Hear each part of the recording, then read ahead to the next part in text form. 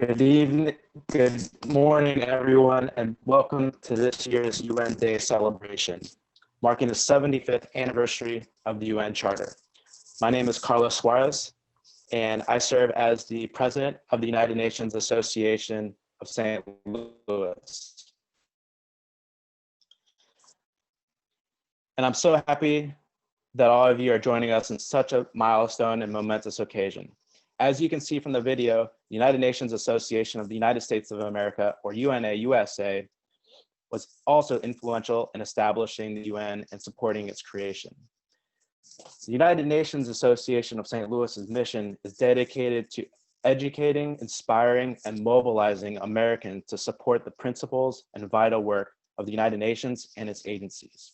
It is with this mission that we unite in celebration of the 75th anniversary of the UN Charter to this date. We are excited for this year's program, and our UN Day committee has been working hard on putting together a memorable experience, especially considering everything happening in the world at this given moment. It is during these challenging times and moments in which the resilience, cooperation, and empathy of humanity can also be shown to overcome major global challenges such as the COVID-19 pandemic.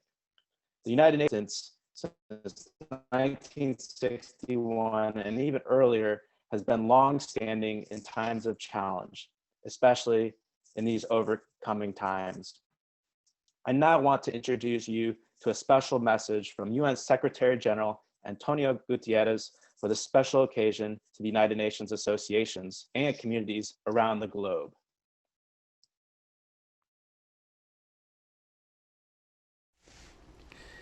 As the United Nations marks our 75th anniversary, I wanted to extend a special message to United Nations associations around the world. Thank you. Thank you for being among our best friends and indispensable partners. You are critical to sharing the UN story of advancing peace, justice, equality, health, and human rights for all. That work is more important than ever as we strive to overcome COVID-19 and achieve the Sustainable Development Goals. The pandemic is a wake-up call. We cannot go back to a pre-COVID world of inequalities and fragilities. And we must do more to respond to a world of challenges ahead, the climate crisis above all. Now is the time to strengthen international cooperation for the common good.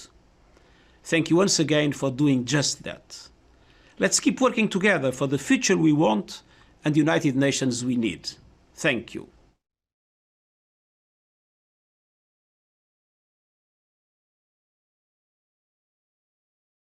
Well, we thank UN Secretary General Antonio Guterres for the inspiring message as we continue with our program and reflect on the importance of today's anniversary. I now take this moment to introduce UN Day Chairperson Pamela Greer Hibler. Pam is a St. Louis native and insurance business professional employed by Travelers Property Casualty Company. Pam holds a bachelor's degree from Southern Illinois University at Edwardsville and an MS in Management and Leadership. Her interest in the United Nations is grounded in her desire for global and gender equality for all. She's a 27-year as the Global Impact Initiative in Alpha Kappa Alpha Sorority Incorporated Gamma Omega chapter for 5 years. She's a member of Jack and Jill of America Incorporated and currently serves as second vice president and literacy chairperson, Top Ladies of Distinction Incorporated, St. Louis chapter. She proudly empowers youth and tomorrow's leaders in her role as Brownie Junior Girl Scout leader with the Girl Scouts of Eastern Missouri Troop 1534. Please join me in welcoming Pamela Greer Hibler.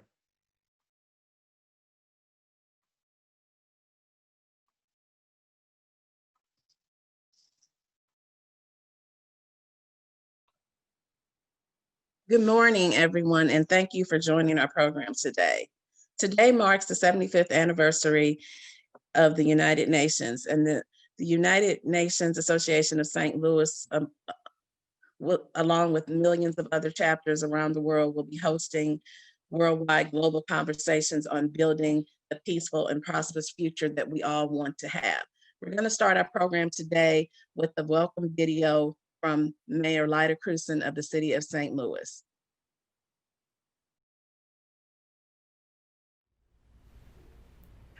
Good morning and welcome to this year's virtual United Nations Day celebration. This year is important.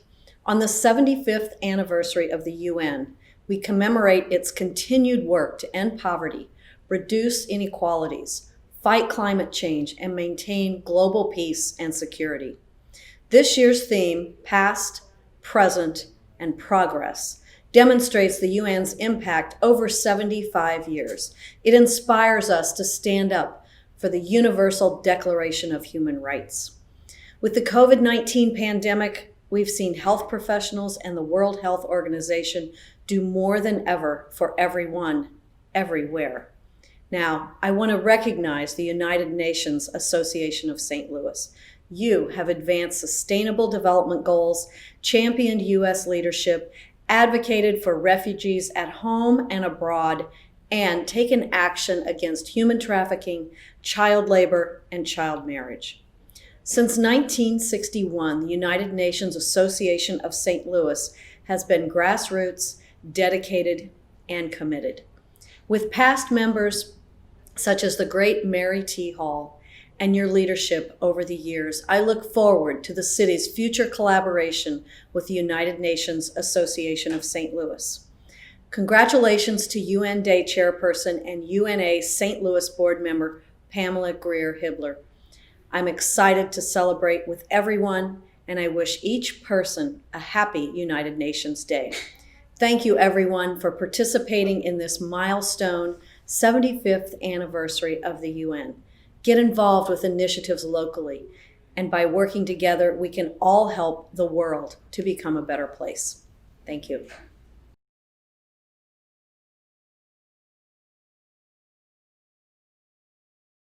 Thank you, Mayor Lyda Crewson, for those wonderful remarks and for commemorating the special day for us.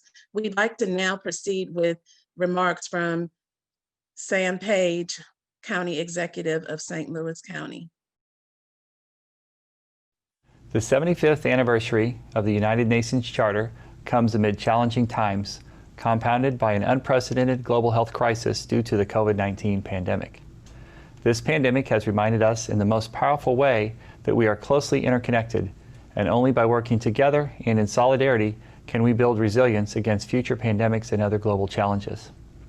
These challenges include toxic political environments across the country and across the world, social unrest, an ongoing response to systemic racism, and economic hardships that this pandemic has caused. The United Nations Association of St. Louis, in existence since 1961, has helped build awareness and understanding of the work of the UN, as well as stand up for human rights. The association also works with partners to advocate for the UN's 17 Sustainable Development Goals, which address poverty, clean water and sanitation, gender equality, health disparities, and affordable and clean energy, among other critical issues. Thank you to Chair Pamela Greer-Hibler for leading this year's UN Day celebration efforts in St. Louis. Working together toward common goals is a successful path forward, and we have the UN and its 75 years of work to appreciate and build upon.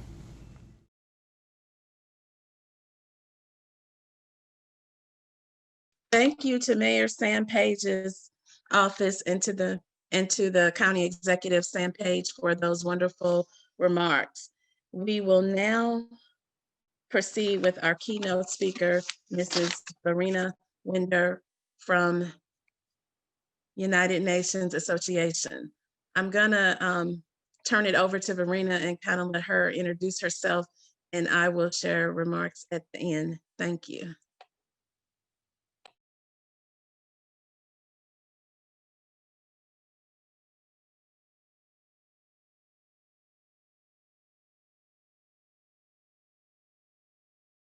Hi, well, good morning, everybody. It feels very weird to not hear good morning back, this new normal that we have, but I hope y'all are having a great morning. Hi, Rhonda. And curling up some tea or some coffee to get your morning started. Good morning, everybody. I'm so happy to be here with all of you today, and happy UN 75 Day. As Pamela just mentioned, my name is Verena Winder. I am the Senior Manager for Global Partnerships and Strategic Engagement at the Global Family Planning Partnership, FP 2020, which is housed at the United Nations Foundation, as Pamela also mentioned. I am also a former US State Department official. I've had the incredible, indescribable honor of advocating for human rights and specifically women's rights on the floor of the UN. And I know exactly how important the work you all do is every day. I'm so honored to take part in this special event. Thank you to Pamela Greer-Hibler, as I mentioned, Carlos Suarez, the rest of the board, the entire St. Louis chapter of UNA USA, all 150 plus of you for bringing us all together today. I'm especially honored to share this virtual stage with so many distinguished guests, including the panelists who are hosting a really important discussion oriented around solutions for St. Louis right after this.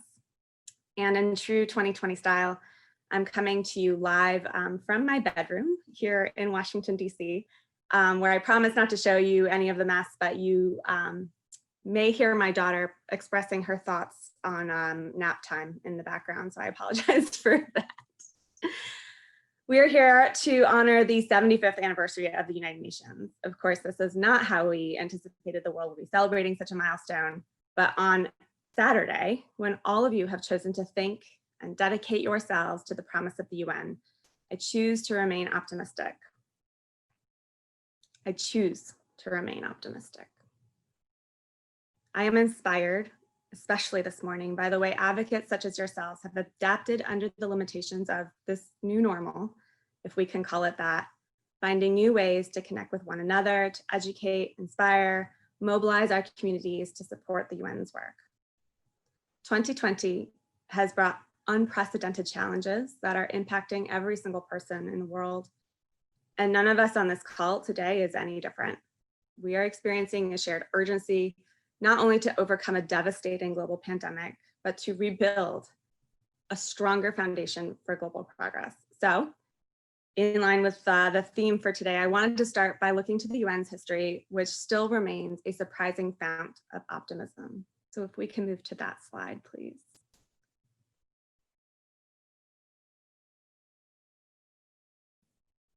Here we are in the past. The UN represents humanity's highest ideals and most ambitious goals. And yet it was born from our darkest days, as a number of our speakers already mentioned this morning. 75 years ago, our world was devastated in the aftermath of World War II.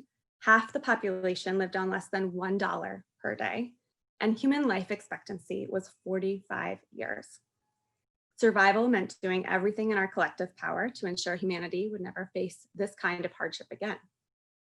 So, from shared experience and suffering, we created a system which would defend us from our own worst possible actions, a system to equip future generations with global teamwork as a first line of defense. So as most of you likely already know, UNA USA was fundamental to the UN's inception. In fact, UNA USA members helped to create and visualize the United Nations. 75 years ago, delegates from 50 countries came together to showcase a commitment to international cooperation and shared action for peace. Leading up to this moment, 42 organizations, including the American Association for the United Nations, that's you all, now known as UNA USA, had advocated for the UN's formation through partnerships and persistent lobbying. This rich history with the UN is one of many reasons you all work to protect it, to defend it, support it, and advocate for it today. Former First Lady, UNA USA Chairwoman, Human Rights Trailblazer, and a personal hero, Eleanor Roosevelt, pictured right here, said, "The world of the future is in our making. Tomorrow is now." The UNA USA community has always directed its mission by reconciling with the past, meeting the present moment with commitment to steer toward hope rather than fear, and creating progress by first deciding what that looks like. So our tomorrow is right now. We can move to the next slide. Not as happy a slide, but here we are. It's been 75 years since white laurels on a blue banner became a symbol of peace and hope for all of us. And thanks to the UN's work, we have had some impressive wins. The Universal Declaration of Human Rights is guiding 193 countries. Nearly half of the world's children have received life-saving vaccines. Smallpox has been eradicated. There is a global agenda to end all forms of discrimination. More than 80 human rights treaties have been signed. The 17 Sustainable Development Goals, as the mayor mentioned, were unanimously adopted. And I actually had the distinct honor of helping to shepherd the US engagement on Goal 5 for gender equality to fruition. The Paris Climate Agreement was enacted. And just this past summer, Africa was declared free of wild polio virus. These are just a few of the UN's global achievements, and to count the everyday impact the UN has had on human lives would be impossible. When you think about how much the UN has done for the world in less than a century, in 75 years, I hope you feel that hope is tangible and real. But here we are in 2020, where we find ourselves against a similar backdrop as the one in 1945, when finding that hope does seem impossible. Right now, major challenges of unprecedented scale are clouding our forward vision. The COVID-19 pandemic has stopped the world in its tracks, changing our lives overnight. This virus has now taken more than 1 million lives, more than 215,000 of them in the United States alone. It has devastated global and national economies, exacerbated existing racial and gender inequalities, taken a record number of children out of school and families into poverty. It's become very clear that COVID-19 is not only a global health crisis. I know this firsthand, my parents both had it. It's a social crisis. It's an economic crisis. It's a gender equality crisis. It's a racial crisis. It's a human rights crisis. Of course, COVID-19 is not the only danger to our global community. Police brutality, discriminatory violence, systemic racism against people of color, and particularly Black Americans, are impossible to ignore. George Floyd, Breonna Taylor, Ahmaud Arbery, Jacob Blake, Daniel Prude, Jonathan Price, Michael Brown right here in Ferguson. So many names lifted up by the hashtag Say Her Name campaign. These are just a few in an endless list of lives stolen. We also fear and witness daily the effects of climate change, which have become more frequent and severe. Deadly hurricanes, uncontrollable wildfires, record-shattering heat waves, rising sea levels. These threats are real and increasing.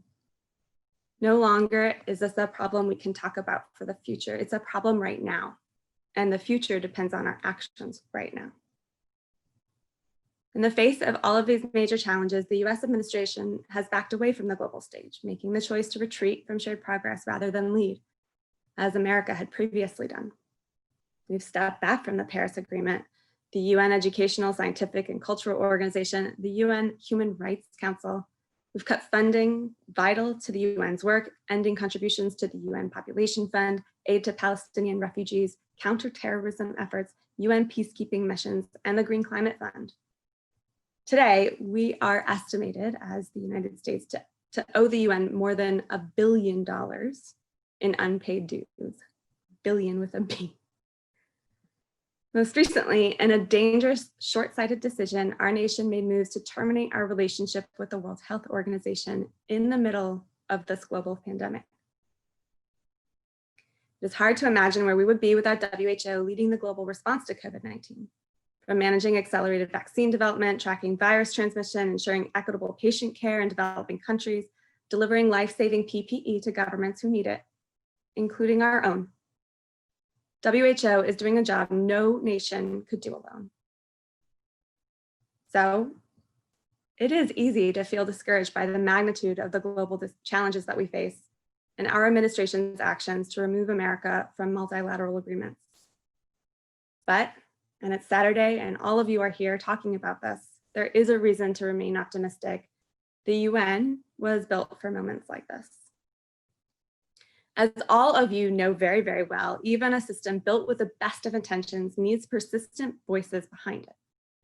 When President Trump announced the US would withdraw from WHO, UNA USA members and advocates like you, and including you, took swift action, sending more than 10,000 letters urging Congress to oppose the decision, raising money for the COVID-19 response fund to support the WHO.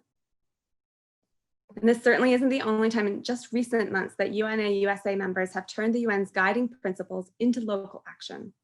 Recently, Americans of all ages and races have been raising their voices to leaders at every level, from our city councils to the White House, just a couple miles down the road, to demand justice and declare that Black Lives Matter. Our nation has not lived up to the ideals set forth in the Universal Declaration of Human Rights that Eleanor Roosevelt was holding up earlier. The document the US helped to write. Blatant, unforgivable human rights violations in the form of discrimination, oppression, and violence continue to plague our nation, and we are calling and must continue to call for justice. Thousands of UNA-USA members have shown up for this effort, educating yourselves, your communities, engaging in civil action, sending thousands of letters to your members of Congress to support initiatives for lasting change. As somebody without a member of Congress to whom to write or call, I am so deeply grateful for your voices. This year, your human rights advocacy didn't stop with letters to Congress. Hundreds of UNA-USA members and advocates showed up to participate in an important UN process to hold the US accountable for protecting human rights. In November, the United States will undergo what we call a universal periodic review of its domestic human rights record at the UN Human Rights Council. I know all of you are actually conducting your own consultation that same month. In preparation for the review, UNA-USA campus and community chapters hosted local consultations to provide recommendations for how the US can and should do better. You submitted 11 reports to the UN Human Rights Council, and one of those 11 reports was from this chapter. These examine issues like gun violence, criminal justice reform, including the over-incarceration of African-American women, which I know you all led, election integrity, gender discrimination, and immigrant rights. These are only some of the many ways UNA-USA members are supporting the UN's goals, carrying out its work here on our own soil, even and especially when our federal leadership falls short. We can move to the next slide.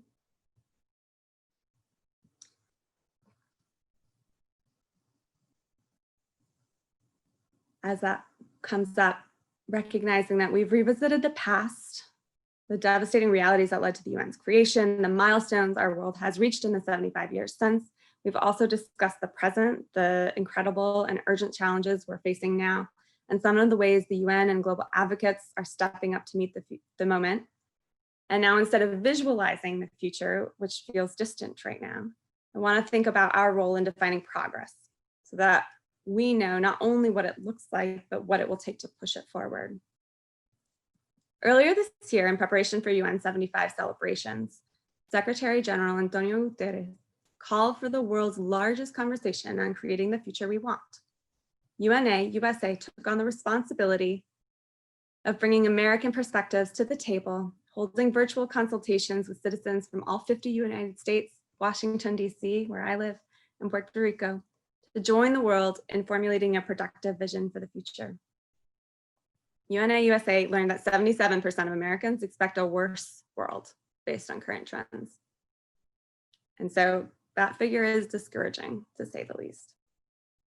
And yet, it could signal the start of a familiar pattern. Collective concern for our future is exactly what propelled the creation of the UN 75 years ago. The uncomfortable truth is, if many current trends in our nation and our world continue, the world will worsen in many ways. At the same time, progressive actions born from shared urgency are strengthening global effort for change. People from across our country, our world, are standing up to confront racism. We see more voices in the Black Lives Matter movement, more people exchanging words for meaningful actions. From our efforts to just physically distance from one another during the COVID-19 outbreak, we've formed new ways of connecting with technology like we're doing today, which are bound to stick with us and expand boundaries of our communities far into the future. I will admit, I am still really looking forward to the day I can visit St. Louis in person now. We see more Americans, companies, organizations, governments taking action to combat climate change. We see young people leading the conversation as they activate for progress, demanding their futures be protected. From my own organization, FP 2020, as we call it, from our perspective, we've been relentless in our pursuit of access to family planning for the world's women and girls. And after 8 years of work, we're proud that 53 million more women and girls now have access to modern contraception. There is no way to paint a positive picture for millions of Americans whose income, whose education has been affected by the current state of the world. As tired as we are, as angry as we may be, we have to advocate for a more inclusive, sustainable job economy and more accessible and inclusive education for options for everyone, everywhere. Our progress must be defined with the future in mind. We press for change now so that future generations have a foundation to build on. And when we eventually recover from the COVID-19 pandemic, the world won't look the same as it did before. It shouldn't. It's our task now to make it sure that it looks better. And as we near the end of this intense year, we pledge to embark on a decade of action to achieve the Sustainable Development Goals in time for the 2030 deadline. The only direction to go is the one that points toward progress. And so I know that I have been speaking for a while, so I just want to pause right now for a moment and reflect together as a community on what progress looks like for you. What would true progress mean in your community in St. Louis? And if you could just type briefly in the chat box if that's available, I'd love to hear from you on what animates you and make this a little bit more interactive.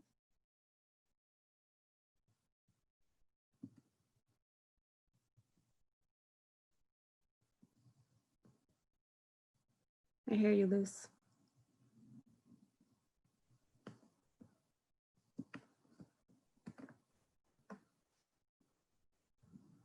Peace, education. Don't be shy. I'm gonna shout him out. Arthur. Racial profiling, systemic racism. Pamela, I know you're leading us in a discussion on this right after this. Voter turnout. Candidates that reflect the communities they serve. I don't know if y'all saw the voter turnout from young people this morning has been incredibly inspiring. Democracy, transportation, good jobs, compassion, Medicaid. I love these. Thank you. Digital equity. Access to resources, opportunities for children, for all children. Healthcare, safe streets. I love these. Thank you. Thank you so much for sharing these. These comments are driving home that we all have a stake in our future. I implore you, police reform, to continue building this momentum toward 2030, to continue to say these things out loud, to reflect on what more you can do or continue to do to be a champion for the SDGs in your community, to lean into this network, which is clearly active, of people to provide both support and accountability, to give you strength. We all need that right now for the still bumpy road ahead. The UN's mission declared in the UN Charter reads, and I'll just read it directly, to reaffirm faith in fundamental human rights and the dignity, as one of our colleagues here reflected in the chats, and worth of the human person, and the equal rights of men and women and of nations large and small, to promote social progress and better standards of life in larger freedom. Right now, as we honor 75 years since these words changed the world, they feel more relevant than ever.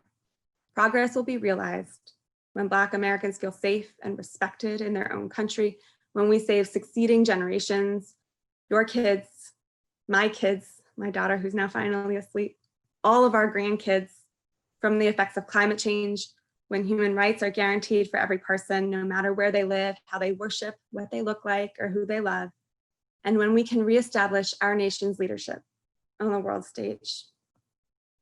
And in another 25 years, when the UN turns 100, we will surely need new, evolved definitions for progress. But the foundation will be stronger, and the UN will still support humankind's never-ending pursuit for a better world. If we can move just to the last slide here. I want to conclude this time with you by inviting you just to take part in an advocacy action right now. The UN remains the only organization capable of bringing 193 countries together under one roof, or even across one Zoom call, to address an array of issues critical to all of us, and that's why we need to take action now. As I mentioned earlier, our country is estimated to owe the UN more than $1 billion in unpaid dues. As you all know, because I know this is an issue that has animated this work of your chapter, it has serious implications for the UN's work. Our dues make us, all of us, stronger, safer, and more prosperous. Now is not the time to step back from global progress, forfeit our seat at the table. So if you have your phone, if you could take it out, text UN 75 to 30644. So that's UN 75 30644 to urge your members of Congress to support full US funding to the UN. And lastly, and I promise this is my last comment, I would be incredibly remiss if I didn't say this today, this morning. We are 10 days away from November 3rd, the last opportunity to cast your vote in this election cycle. Vote like the world, like progress depends on it. It truly does. Thank you so much for having me this morning.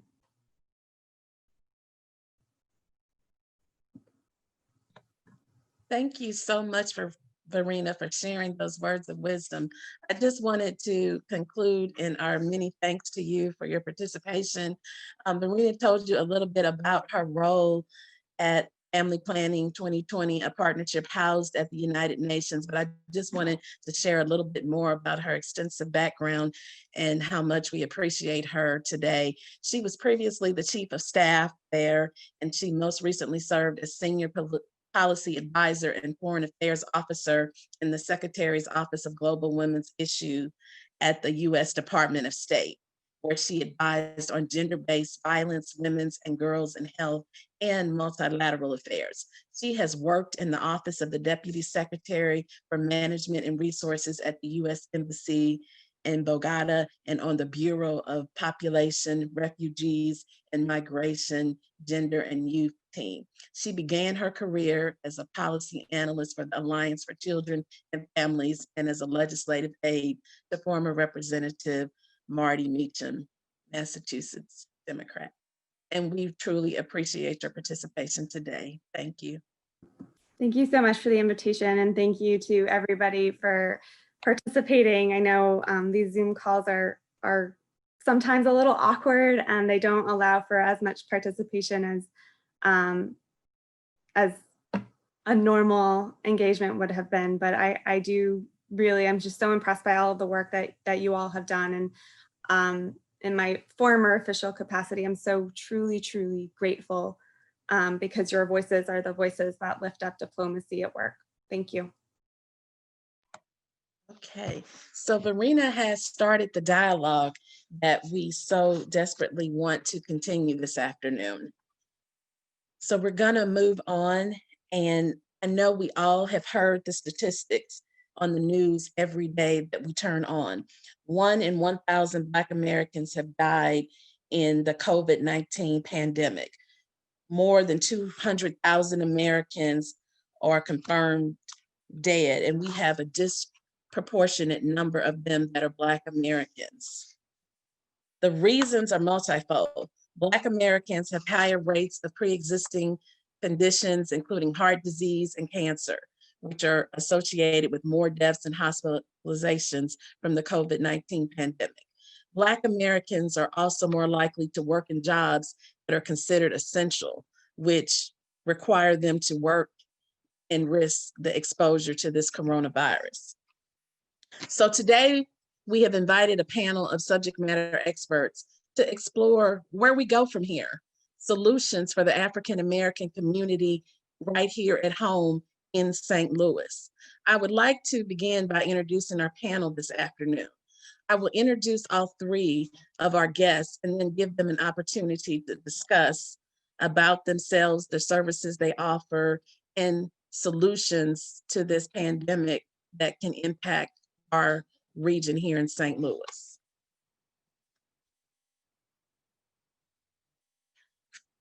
I will begin with Mayor Ella M. Jones.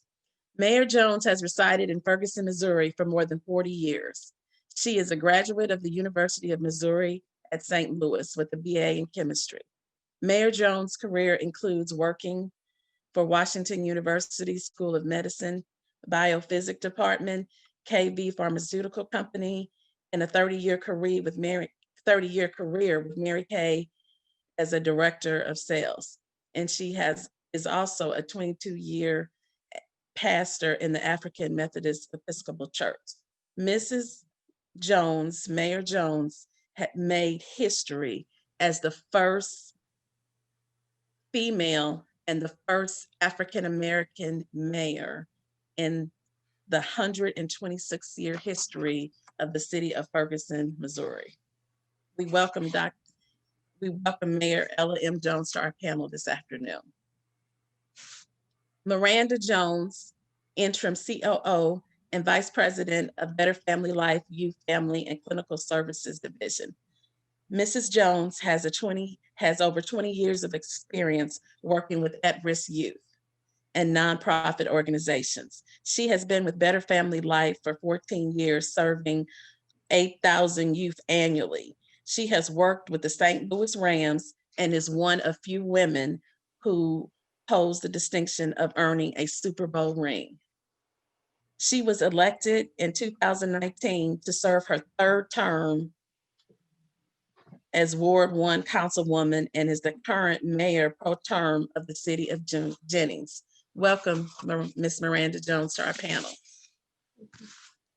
Dr. Vetta L. Sanders Thompson is E. Desmond Lee Professor of Racial and Ethnic Studies at Brown School, Washington University in St. Louis. Dr. Sanders Thompson received her bachelor's degree in psychology and social relations from Harvard and holds a master's and doctorate.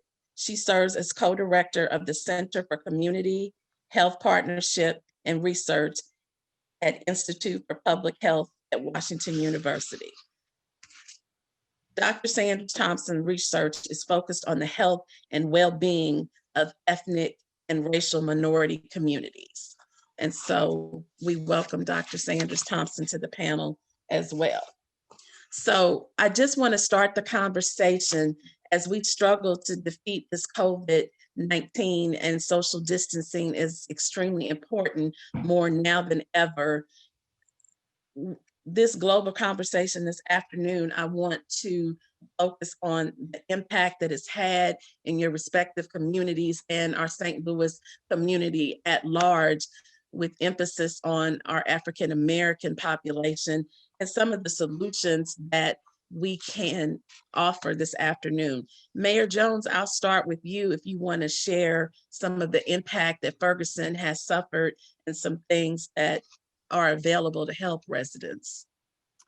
Well, thank you for having me, and good morning to the other panelists, Dr. Vetta Thompson and Miranda, and our hosts. I appreciate the opportunity for being here today.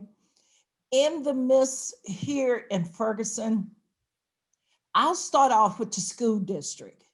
We have children who will probably be left behind because of the virtual teaching. Some children are able to stay on task. Some children are unable to stay on task. I have been working with Pastor Jose and the management of Oakmont Apartments, and they have come together and opened up a learning center for children who need tutoring and for parents who need to have their children in a positive environment while they go to work. So we appreciate Pastor Jose and the management of Oakmont. However, we still see problems because a lot of the children are unable to receive Chromebooks in order to get the work done. We have here in Ferguson, Ferguson was the first municipality to do a testing site. at the old Christian Care nursing home, where we test numerous of people from all different zip codes. And from there, Affinia Health has been coming into Ferguson on a consistent basis.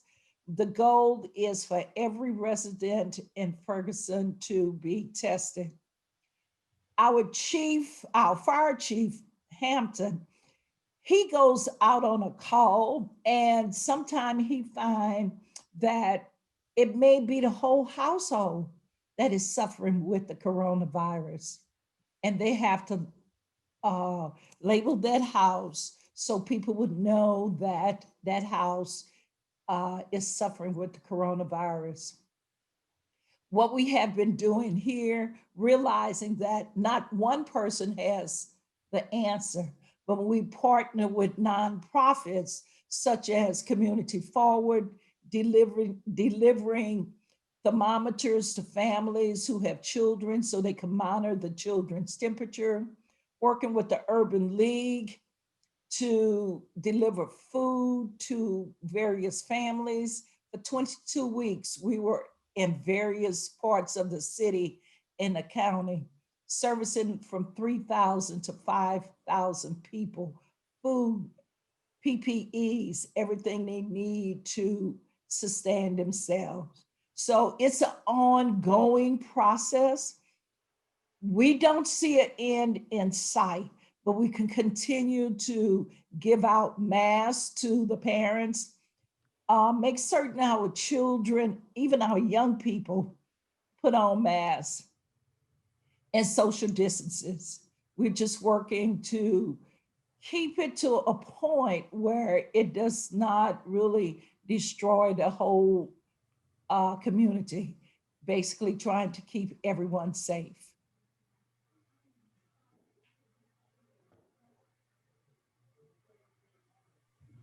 Miranda, would you like to jump in the conversation and kind of tell us about the areas that Better Family Life services and some of the programs that are offered? Absolutely. Thank you for having me as well. I just want to say that United Nations is such an important organization. And I was privileged in high school to be a part of the Model United Nations at McKendree College. And so, being able to do this it means a lot to me. So thank you for having me. One, Better Family Life, in terms of what we do, we are a microcosm of the community that we serve. Better Family Life, we always say that we are our clients, and we have suffered immensely as an agency due to COVID-19. Early in March, losing a staff member to COVID-19 and having several people in our agency who have contracted it and who have lost family members and loved ones. So, the pain and what has happened in the community is very, very real for our agency. In response to that, we knew that we had to step up everything we do.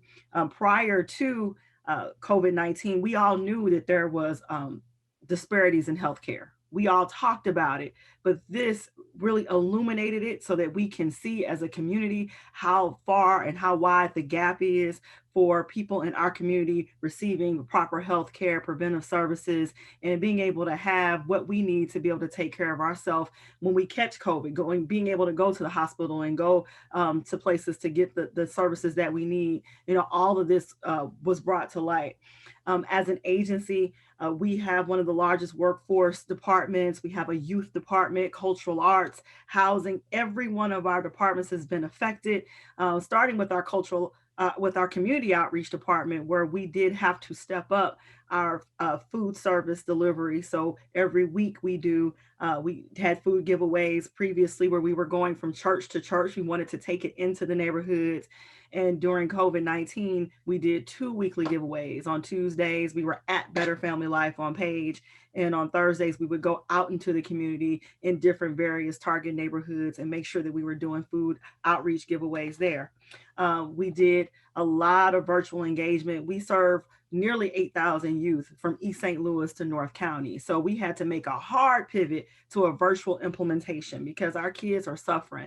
They're suffering from isolation. They're suffering from not having that social interaction. As Mayor Ella talked about, we don't want those kids to get left behind academically due to virtual learning. So we created B-Fly TV, Better Family Live TV, Youth TV, where we have lots of fun interactive things for kids to do on our website. We meet with our youth leadership team on Fridays. We were having virtual calls with our youth leaders, encouraging them to do different things in the community.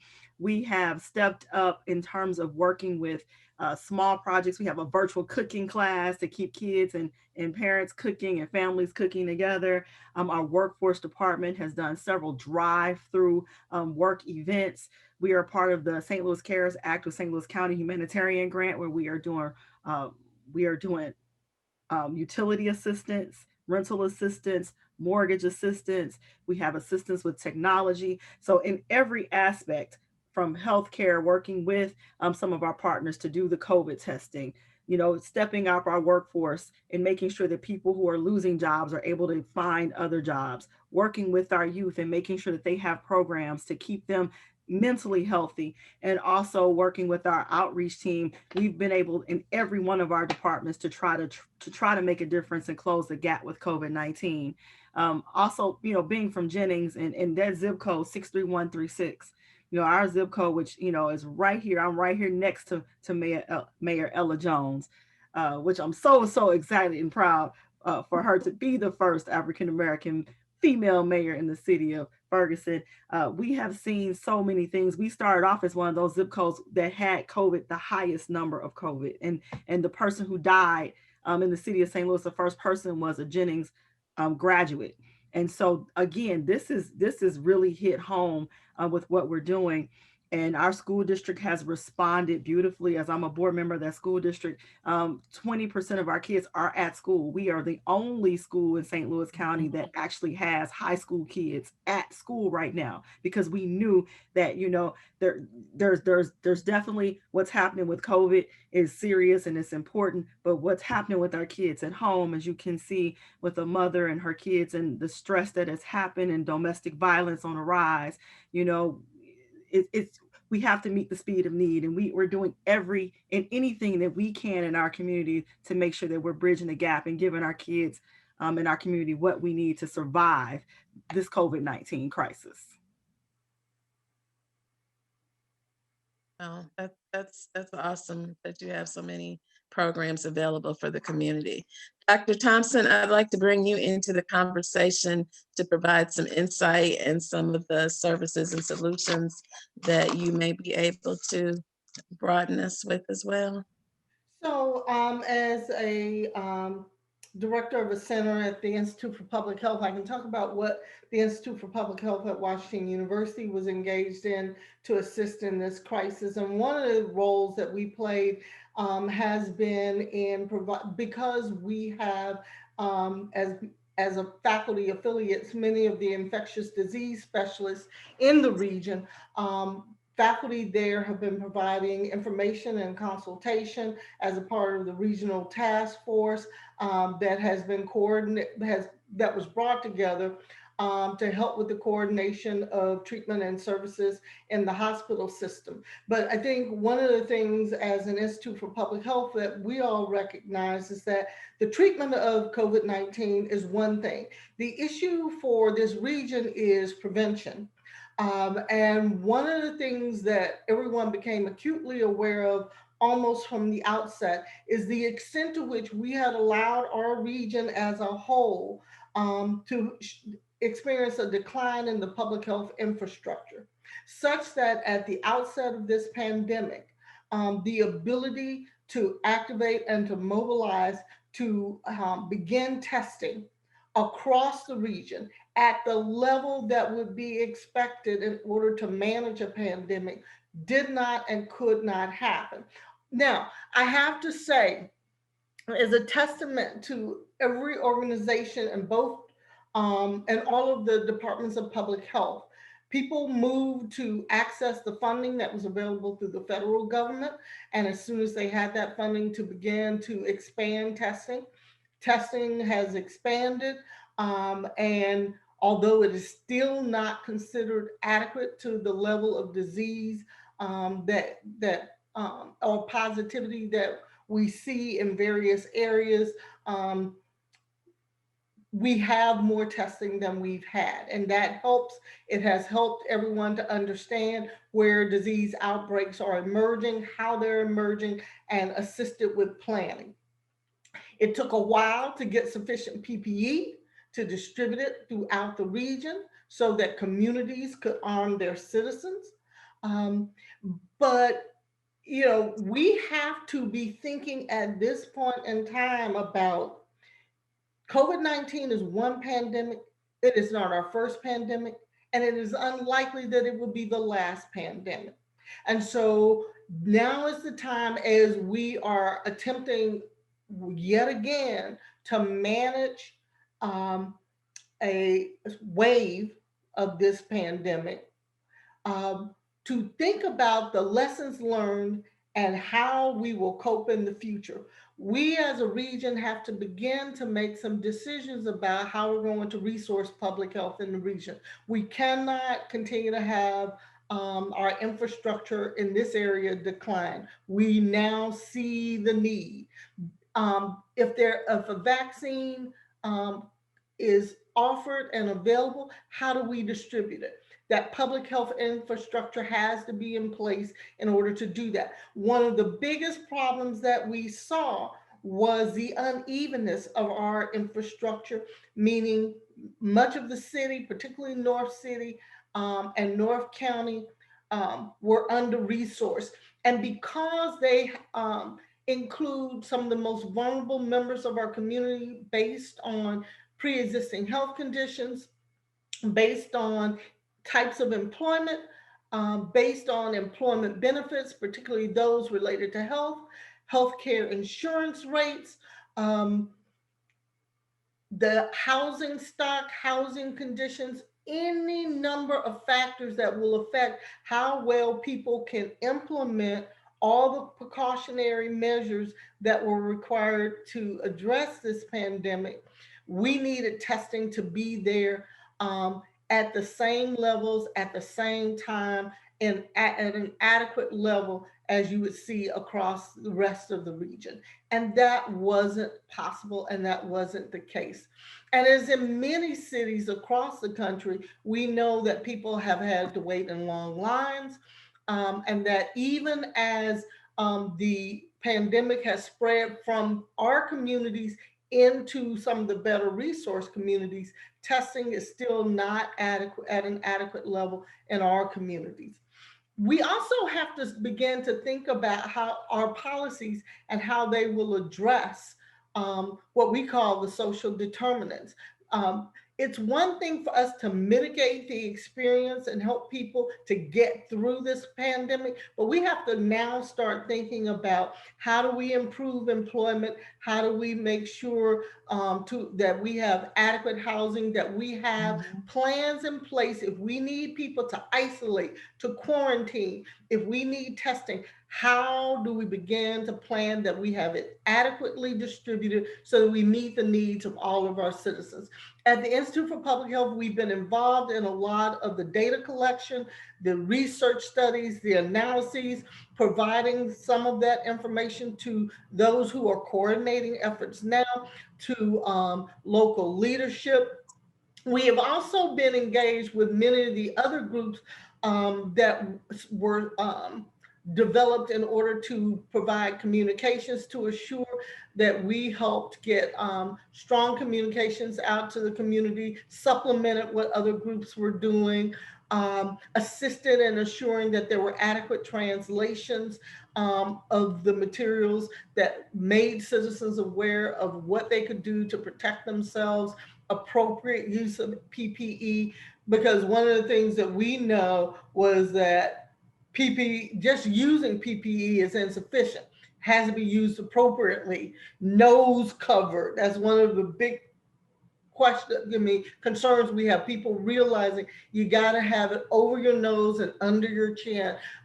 If you're going to use gloves, how you use those gloves so that gloves are not improperly disposed of, and just a range of issues. What do we mean by physical distancing? Some people call it social distancing, and we were encouraging people not to use that terminology because that makes the public feel like they're isolated and alone. And a pandemic is not the time to help people feel isolated and alone. And as a consequence, we've been seeing that rise in anxiety and depression in our communities. So we're not social distancing, we're physically distancing. And what that distance is, and it's okay if we have to scream across that distance to say hello to each other, to interact, to still be a community. So a lot of our work has been around communication, helping people to understand what we can do and why we must do it, how to do it well, how to do it better, but also starting to think now about planning for our future. We will come out of this, not as soon as we would like, but when we come out, we can't forget about the need to plan and develop our infrastructure.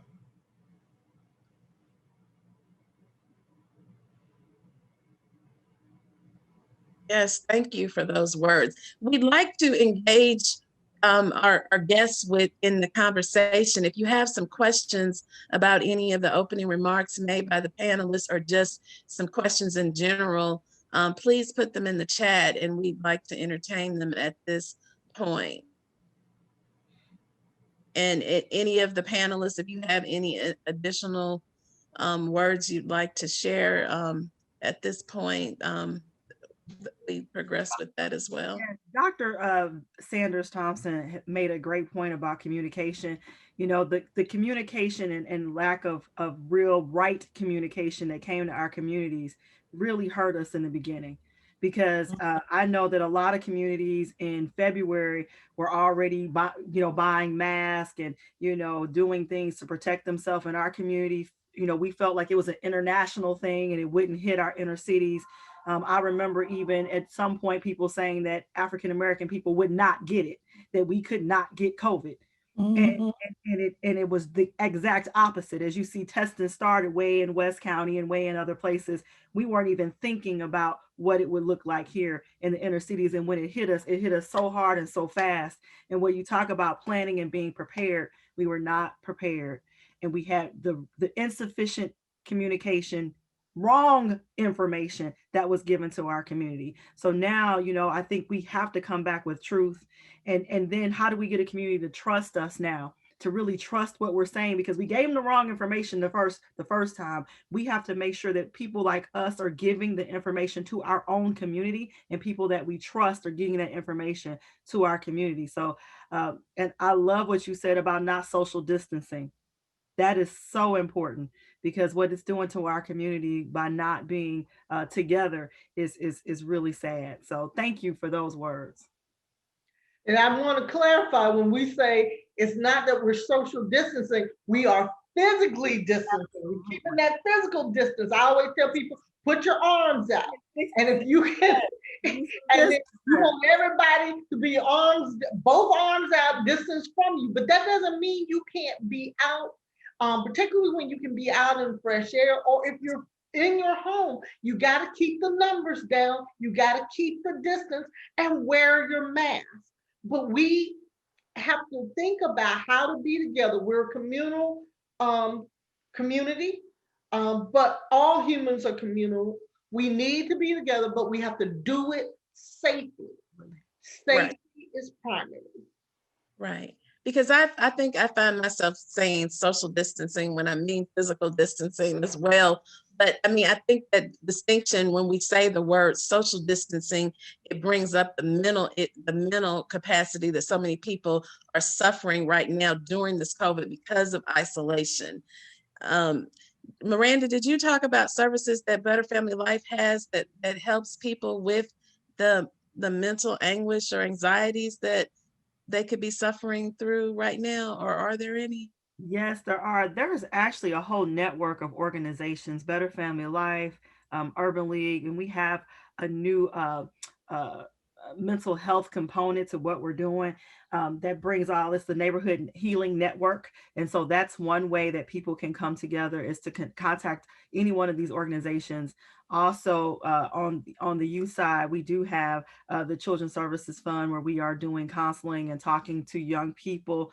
And then, again, the social distancing, I know we are getting zoomed out. People are kind of tired of the virtual, but it keeps, if you can get on and make someone laugh and have someone smile, and we do virtual parties and we're playing music, and whatever you can do to keep people engaged is what we are trying to do, and services that we offer. With our cooking class, it's been a hit. Parents love it because you're on Zoom, but it's interactive, and you get to actually eat together with your kids after the Zoom is over. And we're providing the groceries in partnership with the Missouri Foundation for Health and UMSL. So, people are coming together. Organizations have to come together and share resources.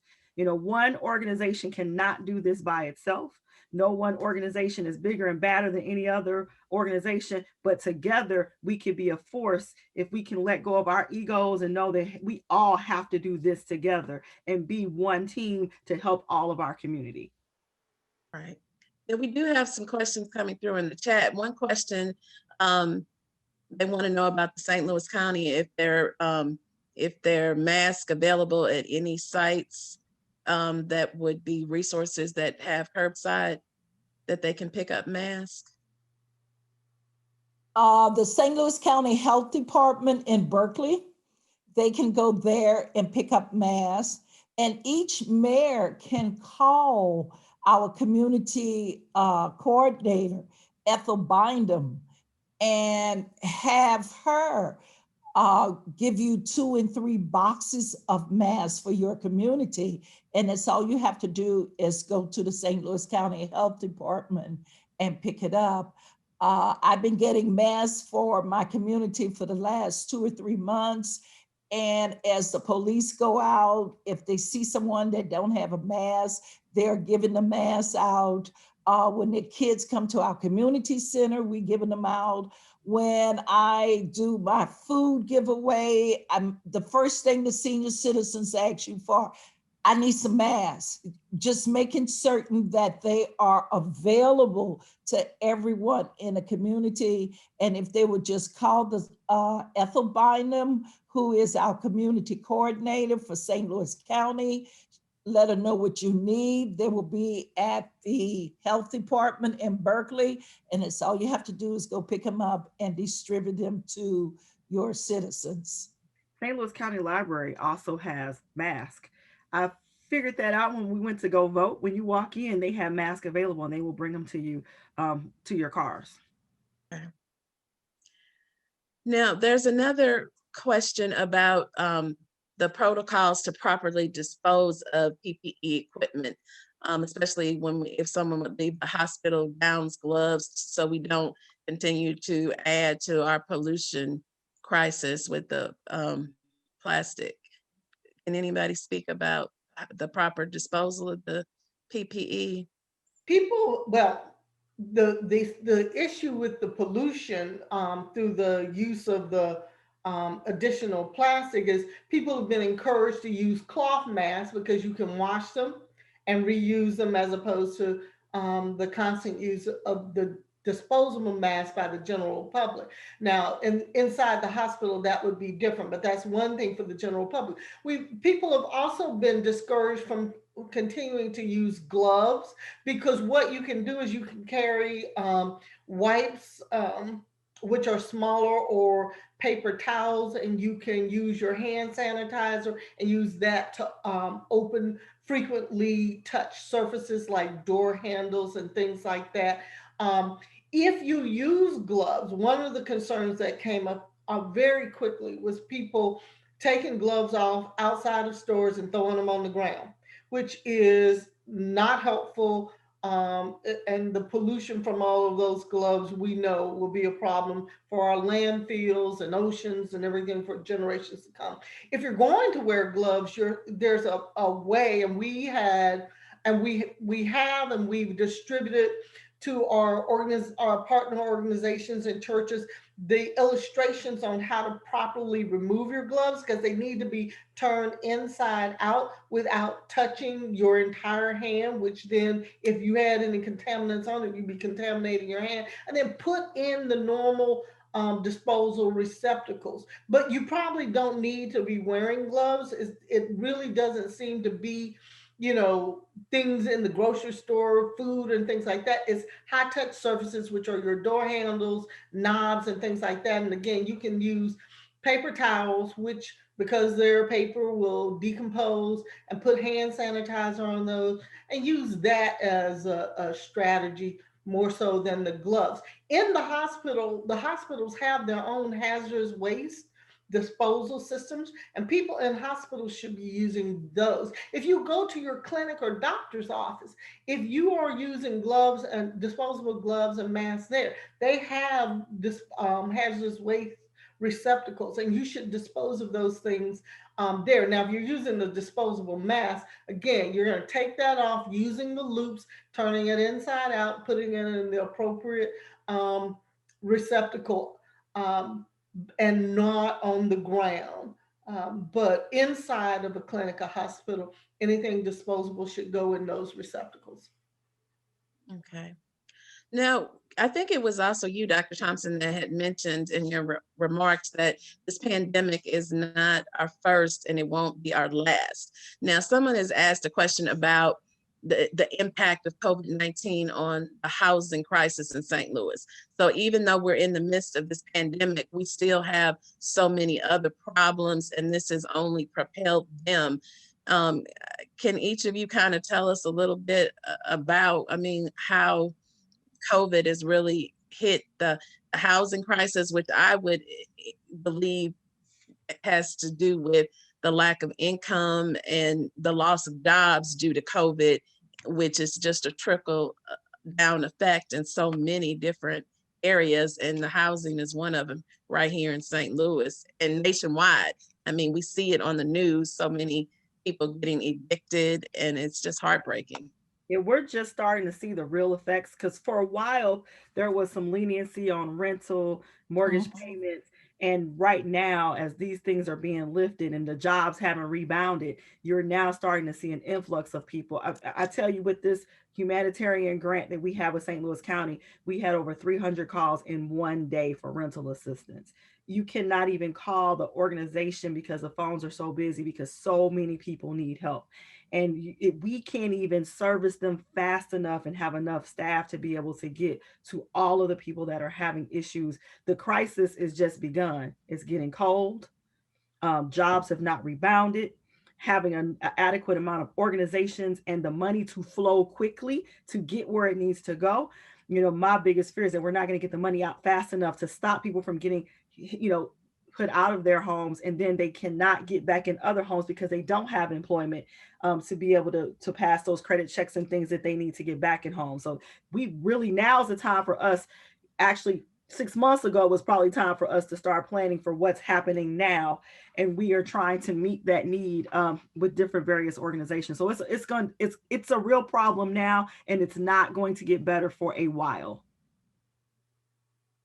That is true, because the winter is coming and the homeless population has already increased. And working with, like Miranda say, one organization can't do it all, but we have to get the faith-based community involved in this homelessness.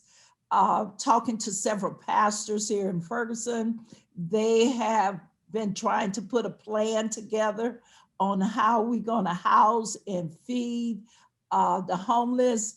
I'm getting several telephone calls. A mother with 6 kids, she's being evicted. Where can she go? So just working together with the various agencies and trying to get these people placed before winter set in real heavily is the most important thing we could do right now.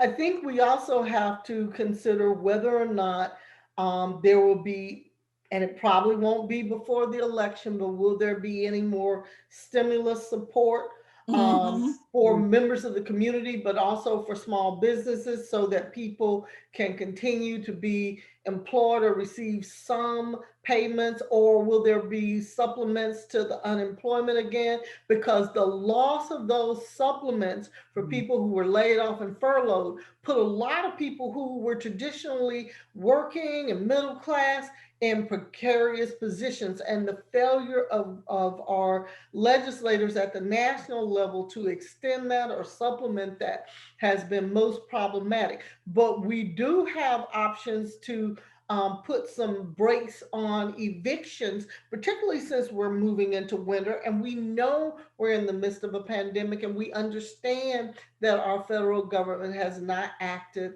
expeditiously or efficiently or effectively so that we can protect people.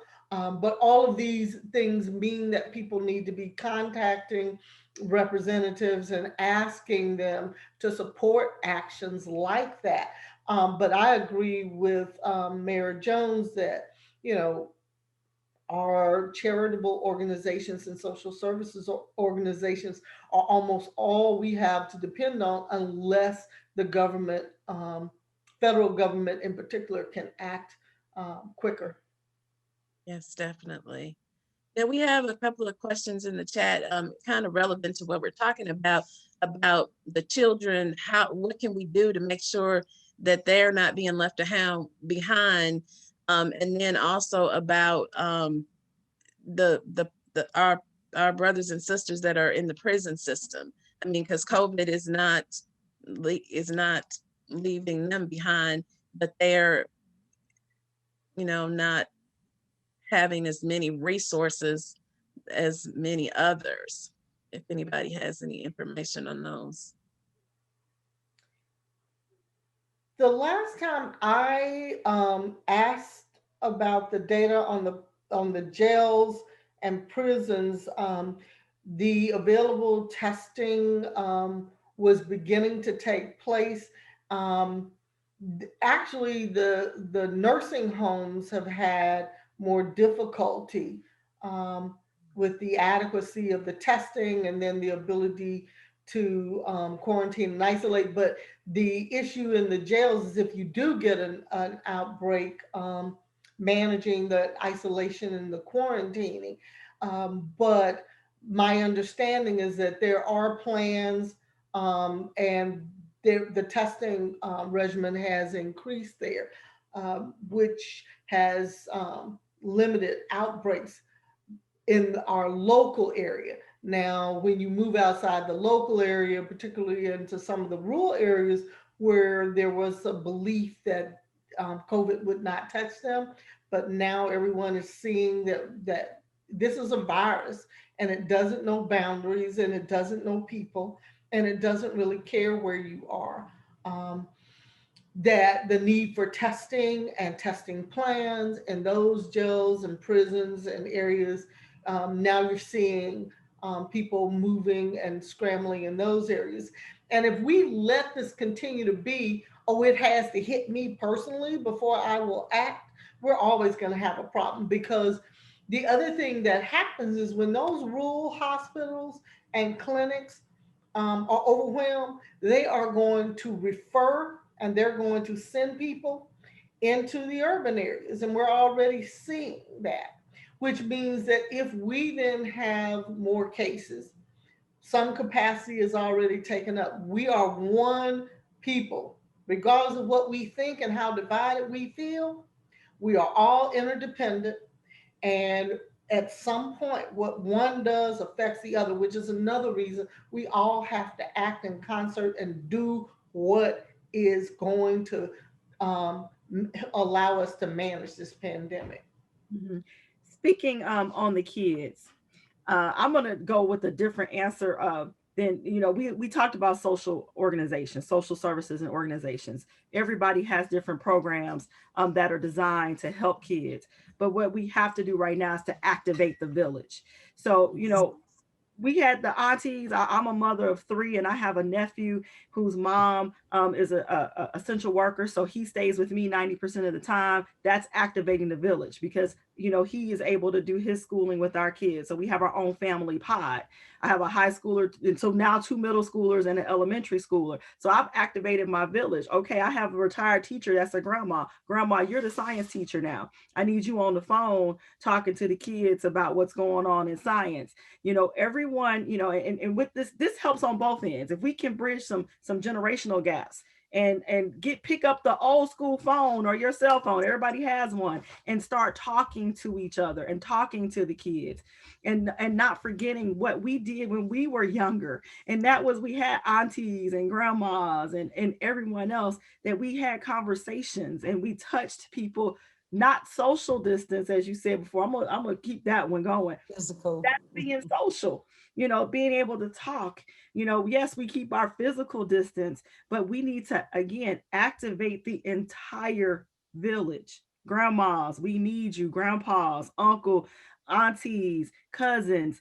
You know a young person that you can pick up the phone and call and just check on them. The trauma and the isolation is real and it's sad.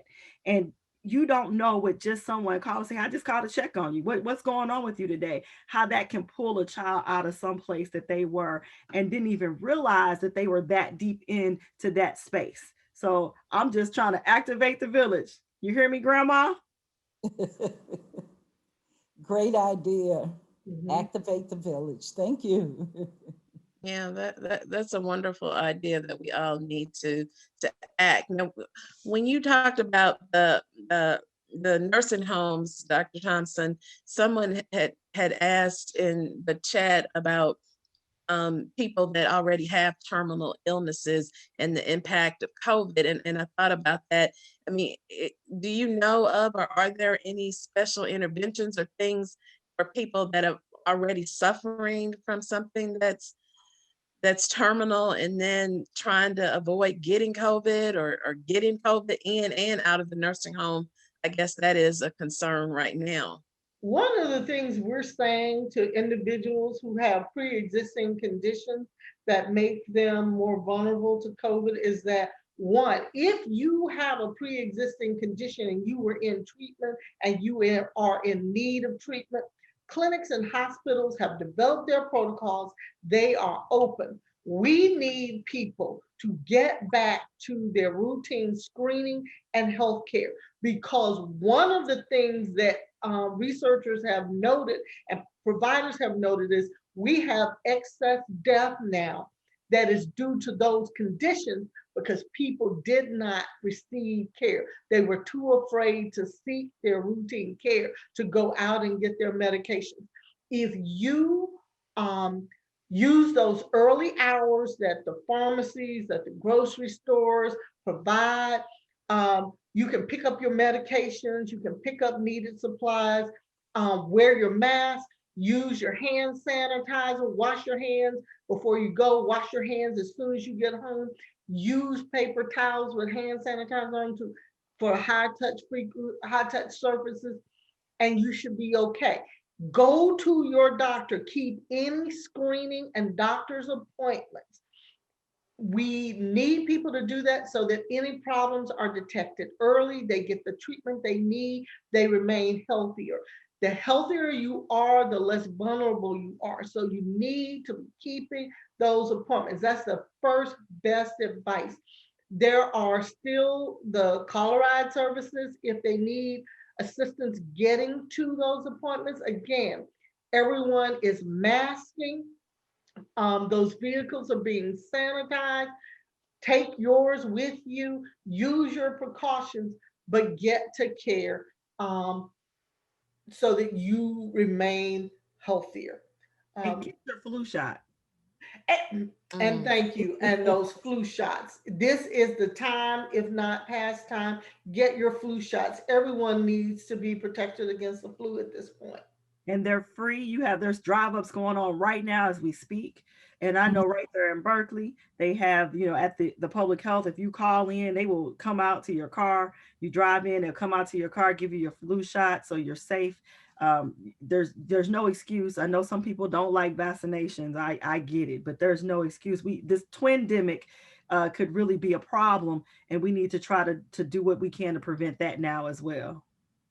And we're asking neighbors to remember, check on older members, check on people you know who have pre-existing conditions. If you're going to the grocery store, check in and see if they need a few things. Neighbors can help neighbors. You can do a little shopping for people.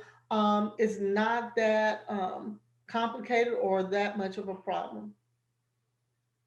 Here in Ferguson, we have a senior citizen commission, and they look out for the seniors. And on Fridays, we have one person, his name is Don Stevens, and several other seniors work with him. And he go grocery shopping for everybody, deliver food for people. So like you say, it's important for seniors to take care of seniors. Yes, definitely, definitely. Now, someone mentioned Ethel Bindum, and someone's asking if they have a contact number for that organization. I do. She works for St. Louis County. She is the St. Louis County Community Director for the municipalities. And her number is 314-615-7024. However, only a mayor, a city manager can call her to get the masks that they would need for their residents. Well, we have had some very thought-provoking conversation this afternoon. I want to thank all of you ladies. I think we've addressed all the questions in the chat, but I want to give you all the opportunity from some closing remarks before we end this conversation. I just want to say thank you to Mayor Ella Jones and all the other municipal leaders in the county who stepped up, went out of their way to make sure testing came to their communities prior to us having everything in place, and really advocated for their citizens. I have said this in other spaces, so I want to say it where Mayor Jones can hear. I think that was really important leadership, and these are leaders who have not gotten the recognition that they deserve for the work that they have done.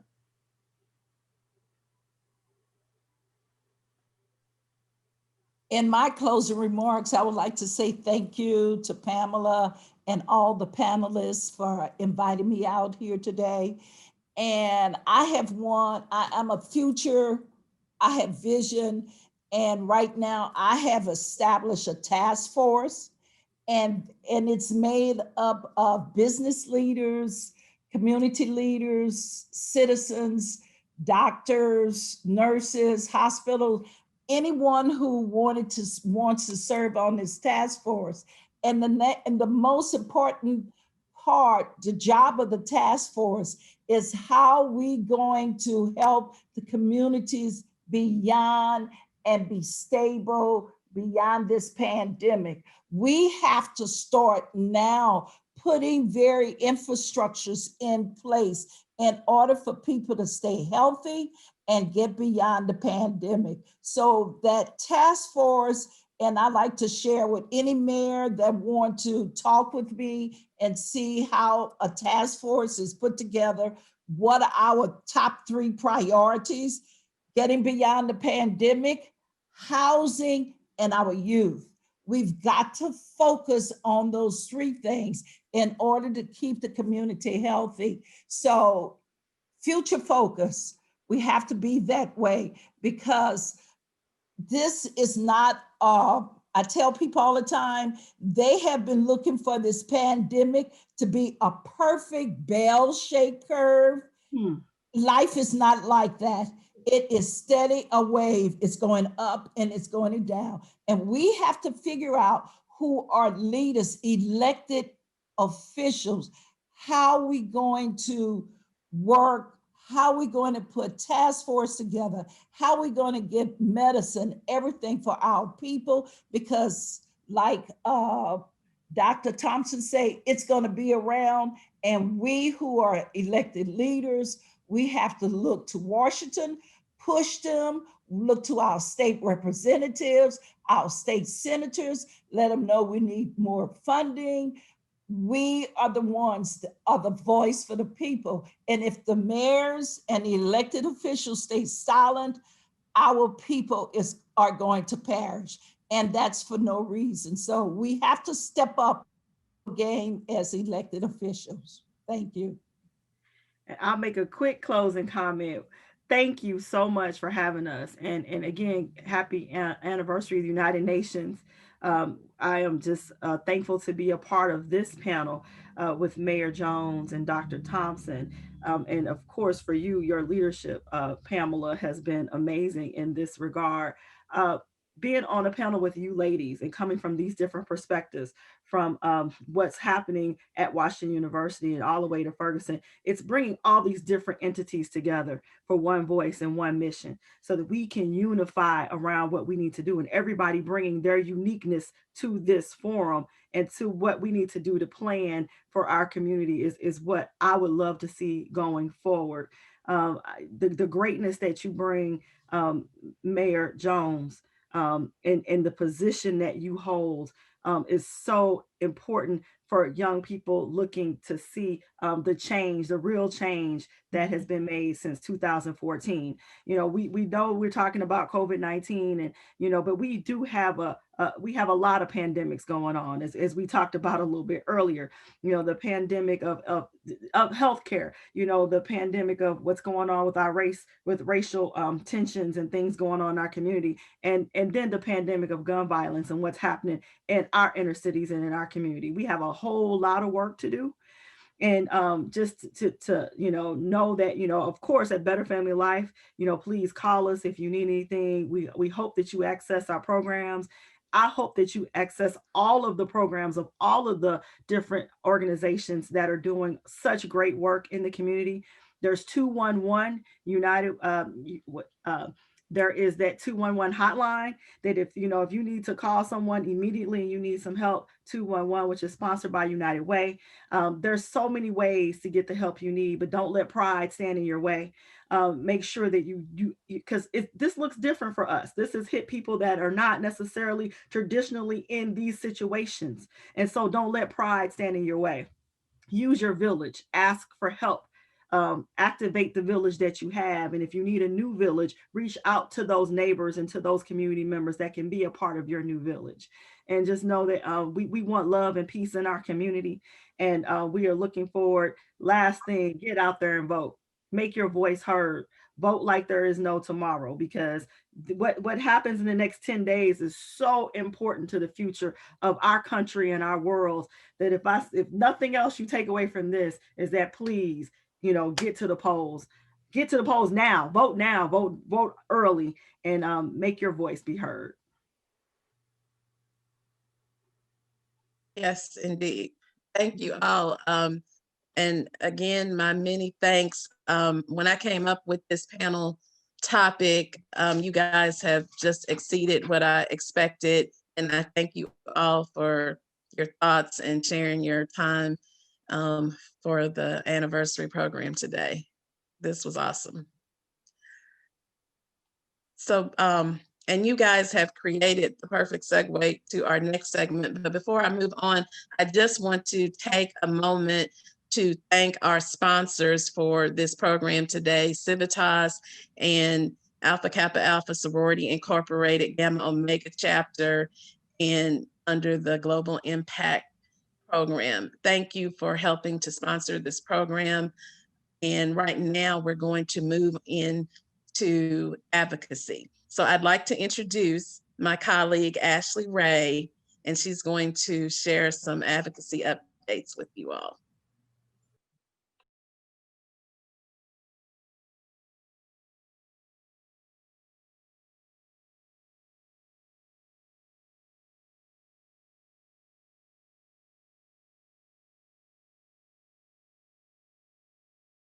Okay, hi.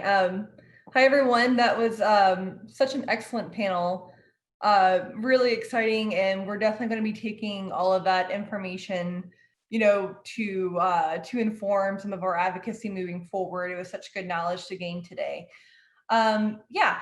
And so we've been talking about public health on the community level. So just for a quick little advocacy plug, I wanted to move it into maybe the international sphere. And tell you about a campaign that Shot at Life is doing right now.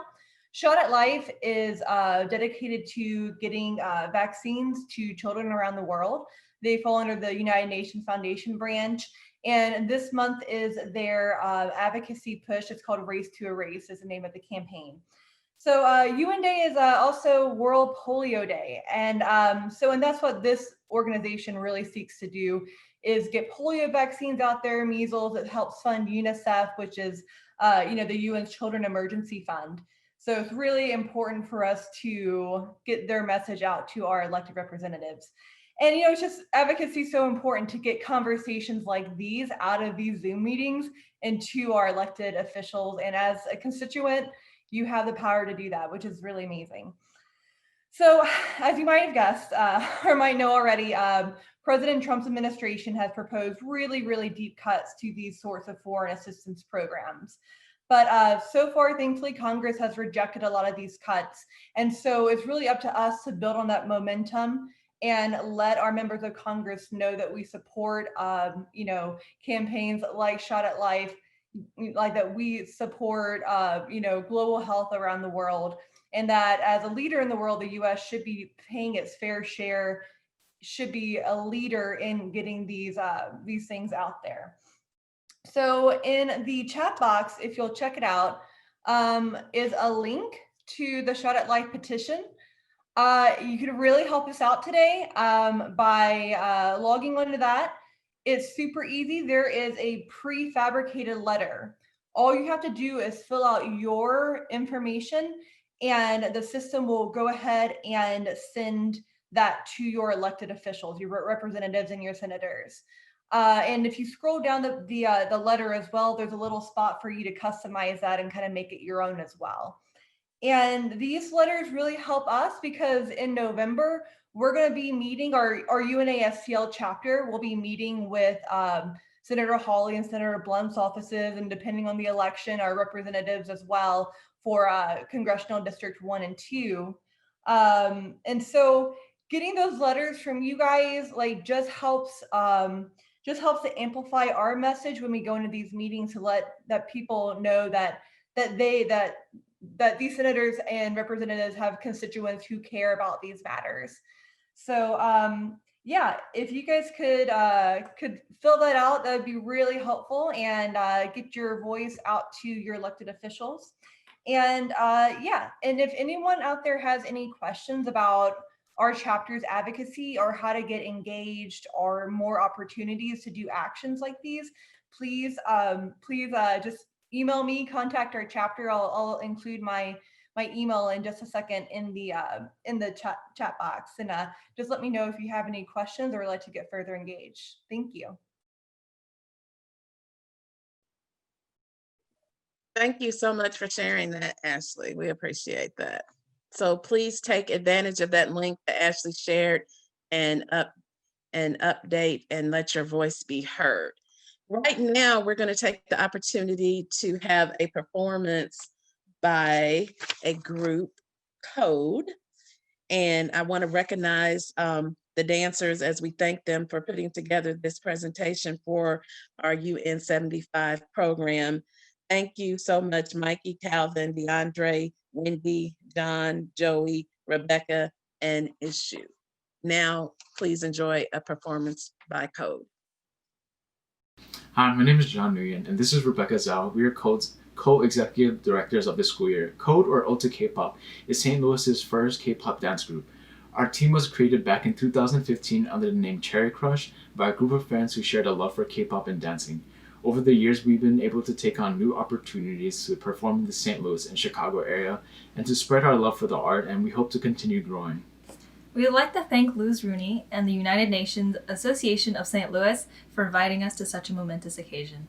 We thought the song Dynamite by the K-pop group BTS would have been a suitable song for this event because we believe the message that BTS chooses to spread through their songs greatly influences and inspires youth around the world to push themselves towards accepting and loving themselves.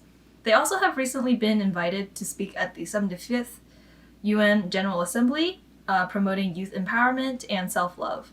If you would like, please be sure to follow us on Instagram and Facebook at Ode to K-pop and subscribe to our YouTube page at K:/ODE. At the end of our performance, there will be an interactive dance tutorial, so feel free to get out of your seats and follow along. Thank you and enjoy the video.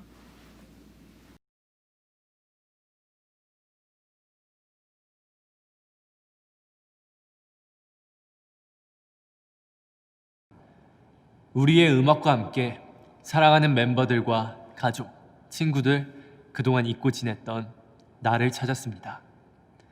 미래에 대한 걱정, 끊임없는 노력 다 중요하지만 가장 중요한 건 자기 자신을 아껴주고 격려해주고 가장 즐겁게 해주는 일입니다. 모든 게 불확실한 세상일수록 항상 나, 너, 그리고 우리의 소중함을 잃지 말아야 합니다.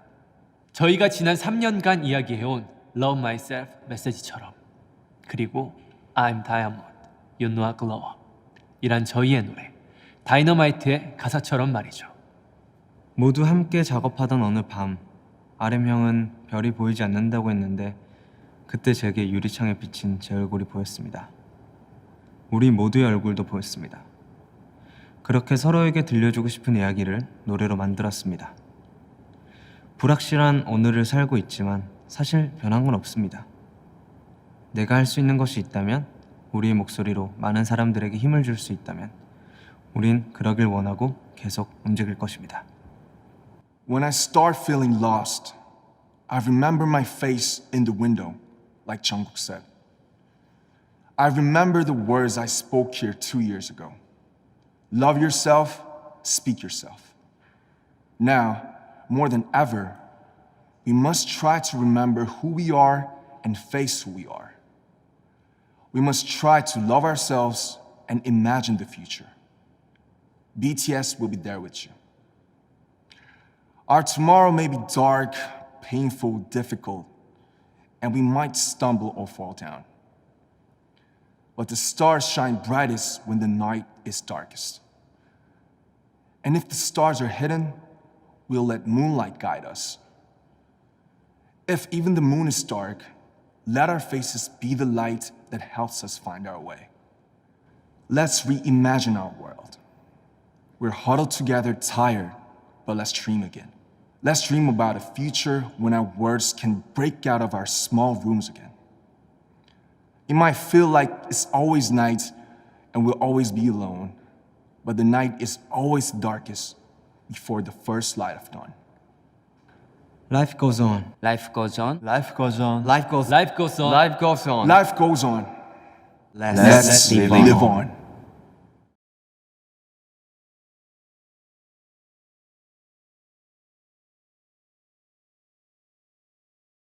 Cause I'm in the stars tonight. So watch me bring the fire, set the night light. Shoes on, get up in the mood, cup of milk, let's rock and roll. Kink out, kick the drum, rolling on like a rolling stone. Sing song when I'm walking home, jump up to the top of the brown. Ding dong, call me on my phone, nice tea and then my ping pong. This is getting heavy, can't hear the bass, boom, I'm ready. Life is sweet as honey, yeah, this beach chain like money. This go all alone, I'm into that, I'm good to go, I'm diamond, you know I glow up. Hey, so let's go. Cause I'm in the stars tonight, so watch me bring the fire, set the night light. Hey, shining through the city with a little funky soul. So I'ma light it up like dynamite. Whoa.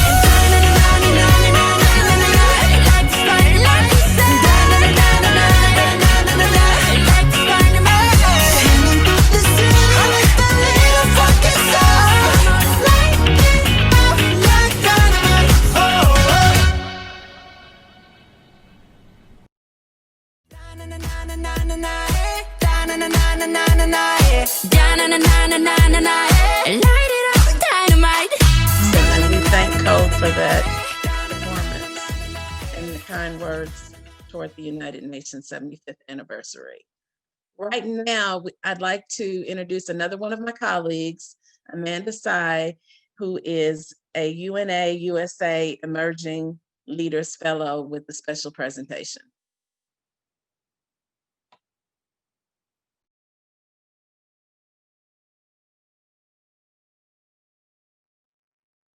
Hello, my name is Amanda C, as Pamela said, and I'm so excited to introduce Mary Beth Ryson. She's been a great member amazing member of the UN for years. So Mary Beth Ryson is a school sister of Notre Dame who currently serves on UNA STL's Board of Directors. A UNA member since 1989, Mary Beth holds a PhD in International Relations from Tufts University.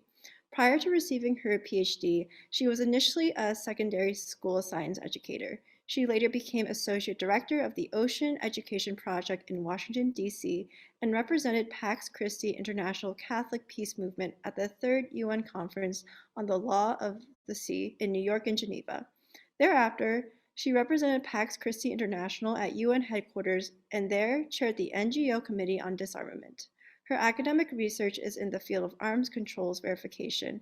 She has been an adjunct professor in Webster University's Global Citizenship Program and the graduate program in International Affairs at University College of Washington University in St. Louis. She is a member of the Peace Economy Project Board of Directors and serves on the School Sisters of Notre Dame Anti-Human Trafficking Committee. And we were able to hold an interview with her, which will be presented now. Thank you so much for coming around, and thank you for your time. So we would like to ask you a few questions about your experience with the UN. So now the first question is, what was your proudest or most memorable moment that you have accomplished as a UN board member or a volunteer? I can't say enough that just being a member of the board is richness in itself. It is a wonderful collaboration. I wouldn't trade it for the world.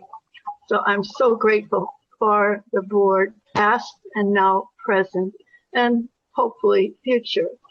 But in terms of the highlight, it's always so special to have the celebration and commemoration of the UN days, each year, the founding of the UN, October 24. So we can't say enough. And this year it is, well, in a different mode, but I would say extra, extra special. And we, through the UN days, it's our opportunity to reach out to the wider community. And we have involved students, but when you ask me some more questions about the future, all we can say is we hope for many, many more dedicated, interested, exciting, exuberant, active students. So we are very grateful, though, now for the students who are participating. And if I may conclude, beyond the UN Day, we also have the Mary T. Hall commemorative seminars, and then there is an award or an honor with that every year. It may be going into another mode, but we want to remember Mary T. Hall and that she was a very dedicated person, an internationalist for sure. And her legacy, she laid this legacy of helping others to come to the table in the mode of the United Nations and peoples of the United Nations. That's so interesting. Thank you very much for that. The next question is, what are your hopes for the future of the St. Louis chapter and the UN, as well as the SDU goals? Okay, we have a lot of this, and for the future of the UNA chapter in St. Louis, well, I have to keep tagging on that we want more participation. we reach out much more, myself very much included in this, my job, to get more students on board. And of course, then faculty as well from the different universities. I think that would be a very, very big job that we have. And we don't want to exclude those who are not as students or in the university, but we reach out to all who are interested in the goals and agenda of the United Nations. Thank you so much. Yeah, and the final aspect of this is what advice would you give to the next generation of the UN members? I would say the word is hope. Continue. We have to move at this time when we are faced with a challenge never before faced in our lifetime with the COVID-19 and all the call for unity and understanding of all people and races and all what we see in this at this moment. So I am hopeful, but at the same time, I am challenged to have myself and each person here be committed further than what we have been to these goals of unity and understanding among peoples and nations. And we want, what do we want? We want peace and good living for all people, not just some. And of course, we have the power of destroying, and some people more than others, some states, member states more than others. So this is what we're calling on, the realization of peace for humanity, peace without arms. So this is our call. And for the future we must achieve the Sustainable Development Goals. Yeah, thank you so much for the advice, and thank you so much for being here. Thank you for your effort. Thank you for your time. Thank you so much. Thank you for the interview.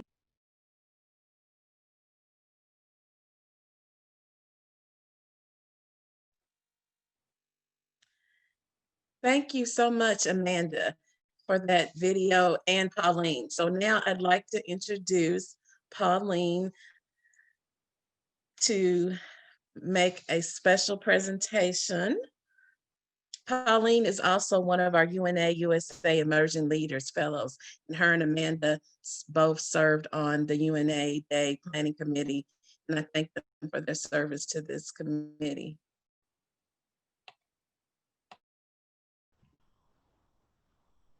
Yeah. Hello, everyone. Good afternoon. I would like to take this opportunity to extend an award of appreciation to Mary Beth Rayson. Mary Beth, please accept this plaque in appreciation for your dedication to the mission and work of the United Nations. The plaque reads, the UN 75, 2020, and beyond, presented to Sister Mary Beth Rayson, SSND, in recognition of your leadership and many years of service in shaping our future together. It is presented by the United Nations Association of St. Louis on October 24th, 2020. Congratulations, Mary Beth. Thank you.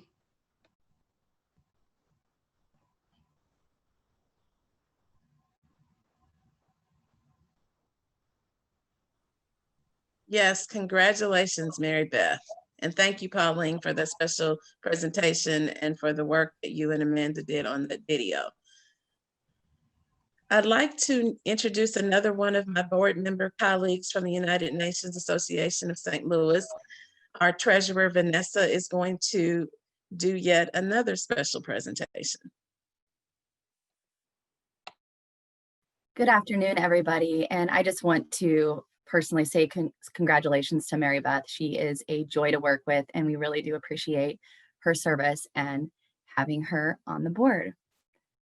And as Mary Beth briefly mentioned in the interview we just watched, Mary T. Hall was a long-standing member of the United Nations Association of St. Louis.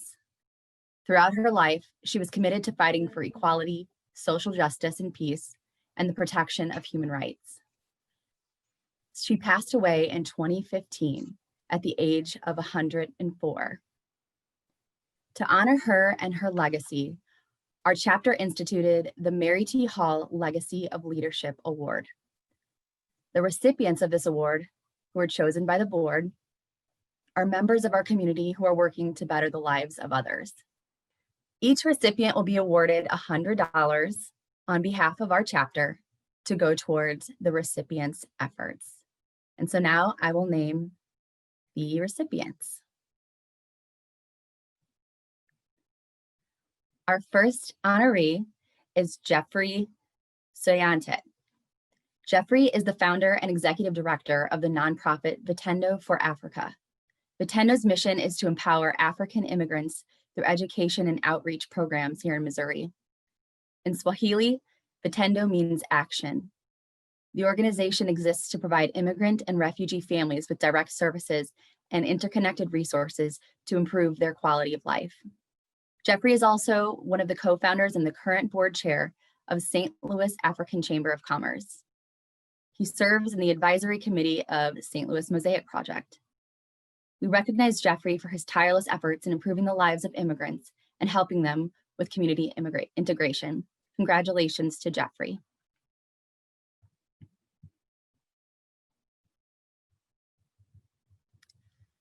Our next recipient is Chantel Fisher. Chantel is the founder and CEO of Soul Fisher Ministries. Her organization helps women and children impacted by the criminal justice system. Chantel served as an advisor for the 2019 Universal Periodic Review on Criminal Justice Reform. And just recently, her organization also ran a COVID-19 food program for the Riverview Gardens School District. Congratulations, Chantel, and thank you for all the work that you do here in our community.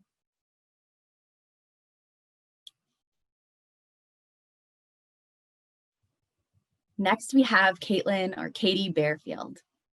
Caitlin is a freshman at St. Louis University and has served as a volunteer with our organization over the past few years, including serving as consultation rapporteur in our 2019 Universal Periodic Review on Criminal Justice Reform.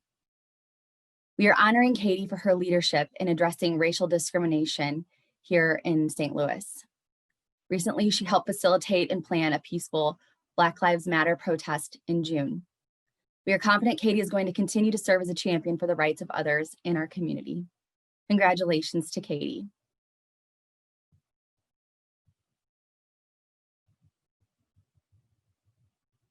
Our fourth recipient is Julie Wyatt.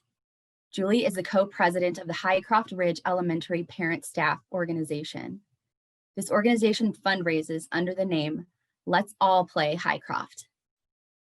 Her organization fundraised to upgrade their school playground to be handicap accessible.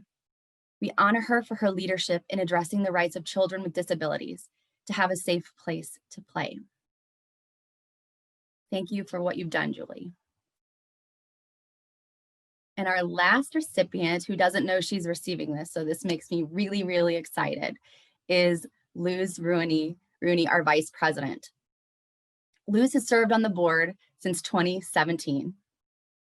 Over the past few years, Luz has worked tirelessly in bringing human rights issues to the forefront of our discussion and actions as a chapter. If we were to list all the things Luz has done, it would take the entire program, but I do want to highlight just a couple of things because she's well-deserving. In 2019, Luz led the Universal Periodic Review on Criminal Justice Reform. In 2020, she led the UN 75 consultation on child labor, and she is currently working on a November consultation on child marriage. She also hosted a human trafficking series earlier this year, and most recently has helped to organize a program on the rights of Indigenous peoples. Luz has been instrumental in expanding our work here in St. Louis, and we are proud to award her for her dedication to improving human rights. We thank you so very much, Luz. Congratulations.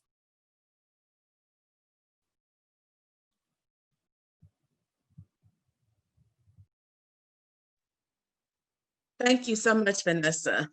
And thank you to all that were awarded this afternoon. We appreciate your commitment and dedication to service at home and abroad and for making the world a better place.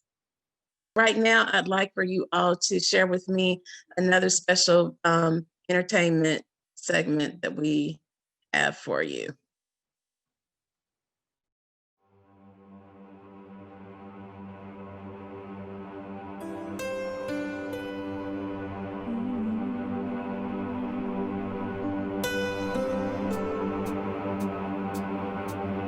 I wanna leave my footprints on the sands of time. Know there was something that I left behind. When I leave this world, I'll leave no regrets. Leave something to remember, so they won't forget I was here. I lived, I loved, I was here.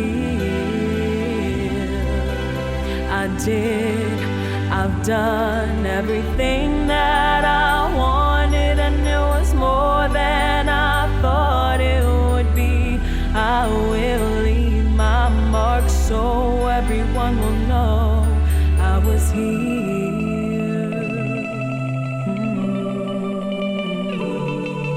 I wanna say I've lived each day until I've died. You know that I meant something in somebody's life. The hearts that I've touched will be the proof that I leave, that I made a difference, and this world will see I was here.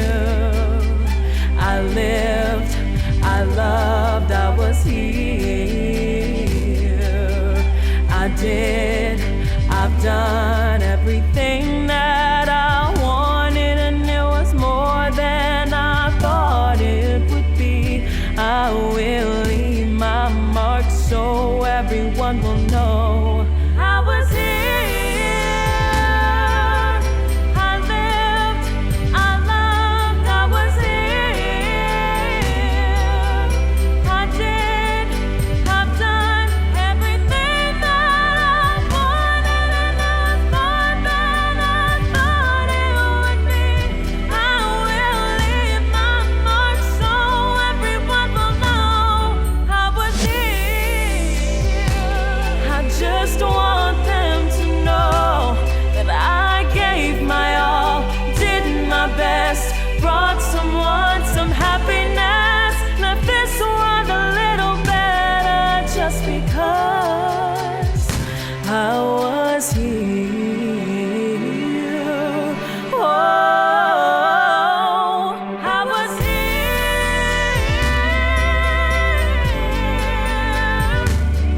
I was here. I did, I've done everything that I wanted, and it was more than I thought it would be. I will leave my mark so everyone will know I was here. I was here. I was here. I was here. I was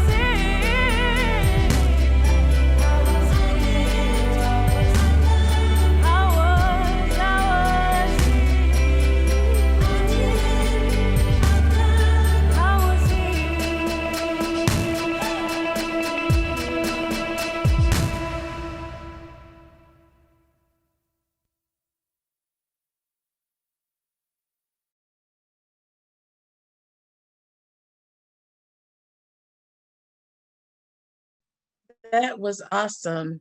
I want to introduce our Vice President, Luz Rooney. for some remarks.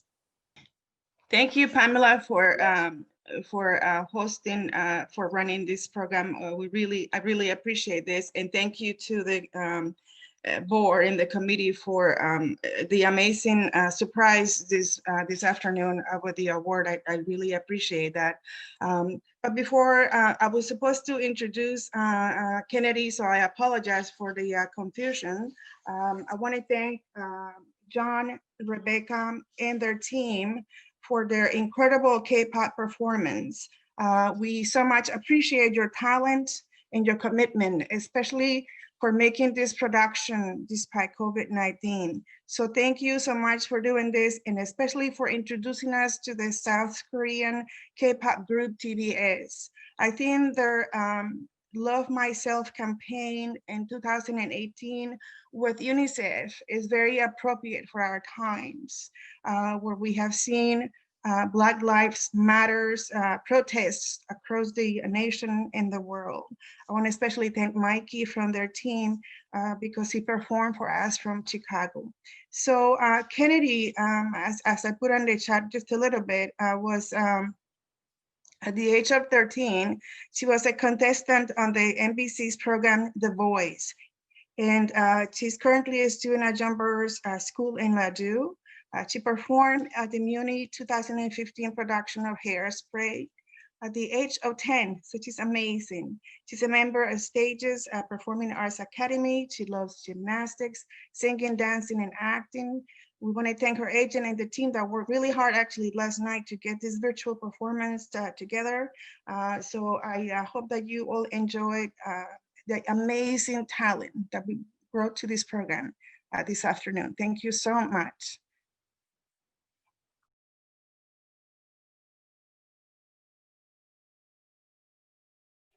Thank you, Luz, for sharing those words with us, and congratulations on being our Human Rights Mary T. Hall You guys are awardee tricky. this afternoon.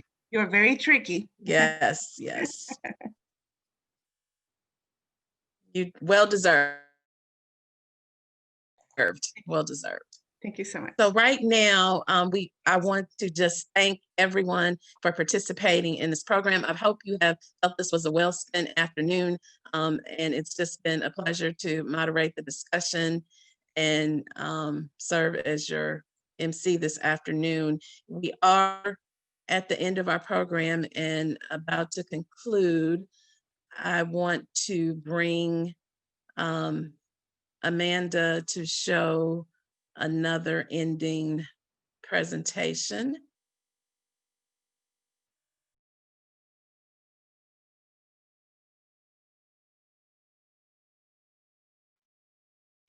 Good afternoon, everyone, and thank you again for joining us. This is Carlos, coming in here right before Amanda goes over.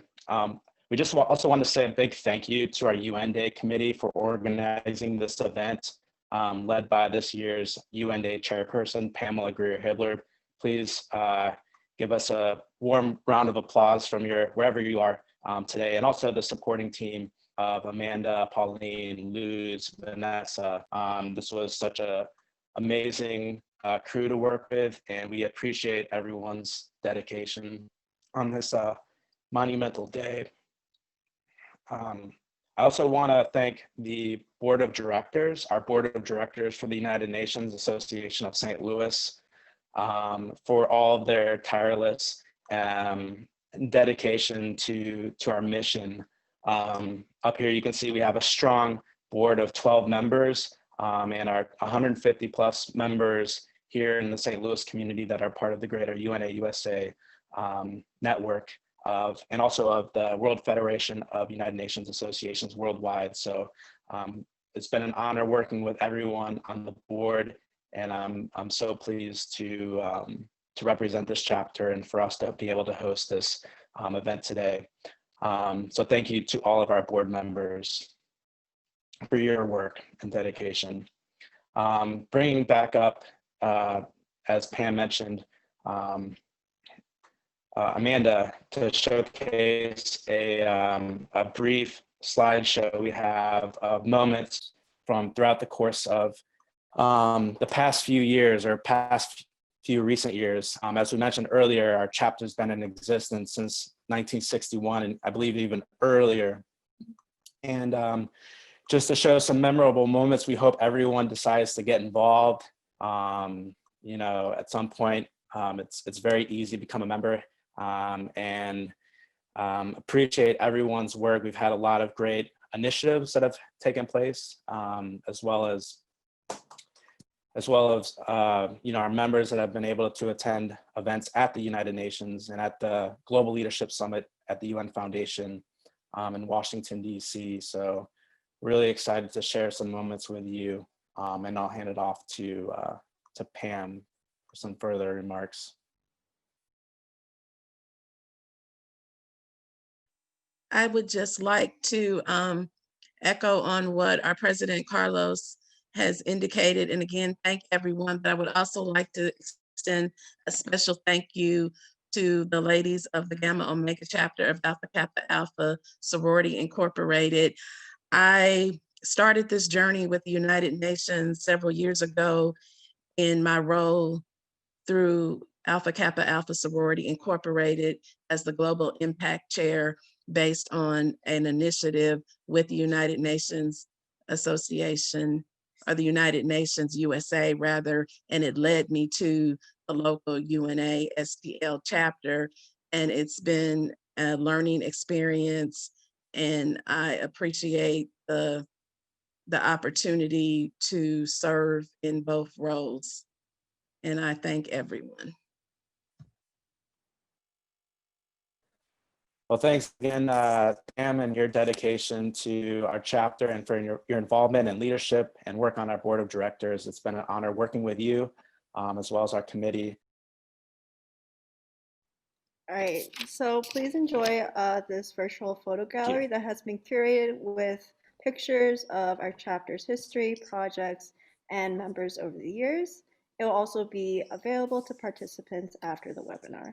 So I will just scroll through.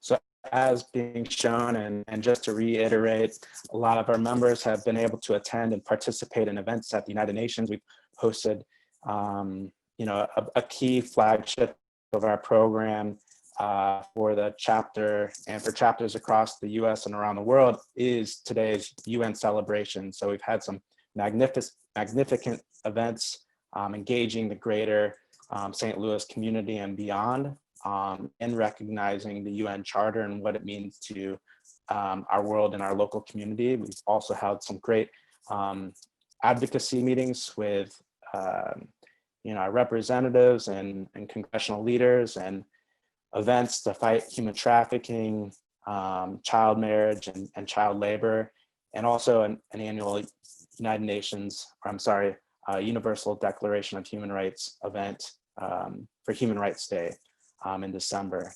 You know, we've had members that have taken on initiatives that have gone up to the national, international levels, you know, especially when it comes to human rights. And I think throughout the course of the discussions today, and from what you're seeing here on the video, you can witness the work that our members are taking on.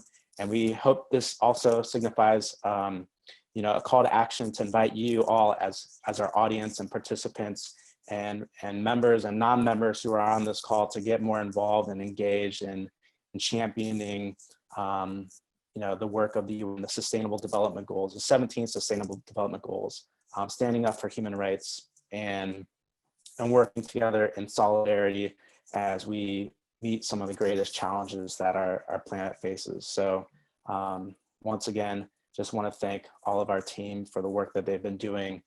Thank you all for your participation this morning and afternoon, for sticking with us. 75 years is a huge milestone. So hopefully the next 75 years looks a lot better for better prosperity and progress for the world and our communities in which we live and which we serve, so everybody can prosper. So I'll just let the rest of the slideshow move along.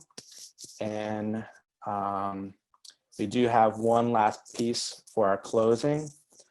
For those who do want to stick around, Code, the K-pop dance group, put together a nice video, dance instructional video. So we're gonna go ahead and move to that.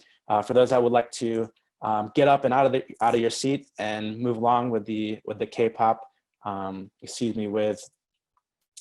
with Code, we invite you to stick around for the next few minutes. So thanks again.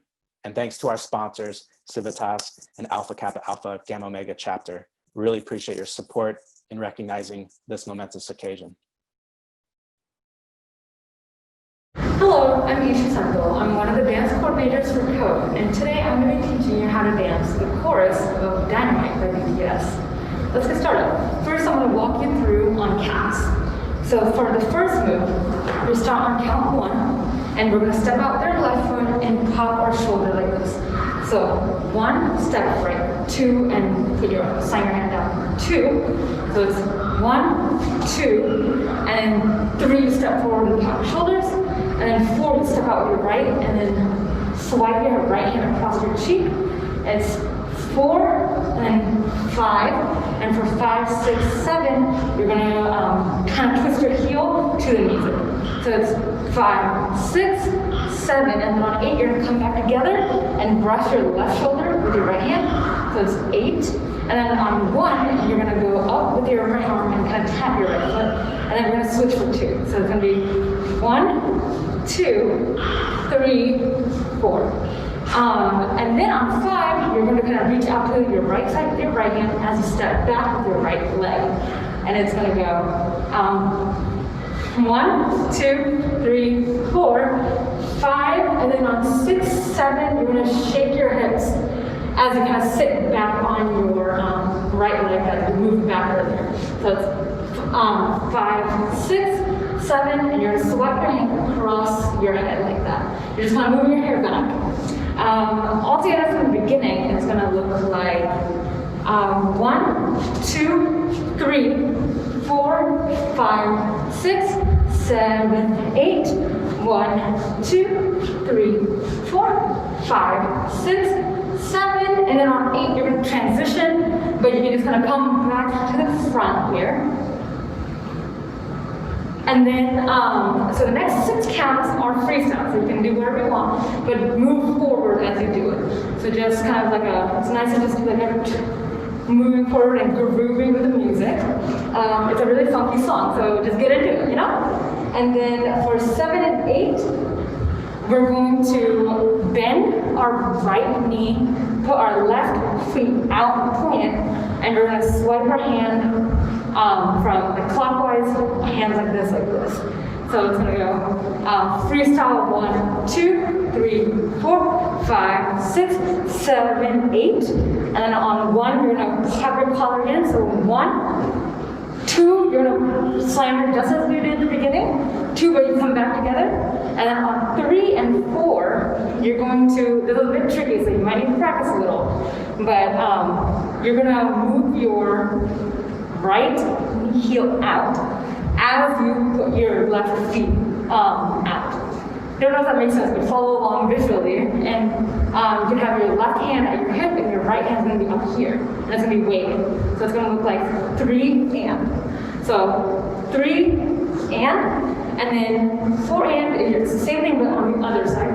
So 4 and. And it goes pretty quick, so you might need to practice it a couple times.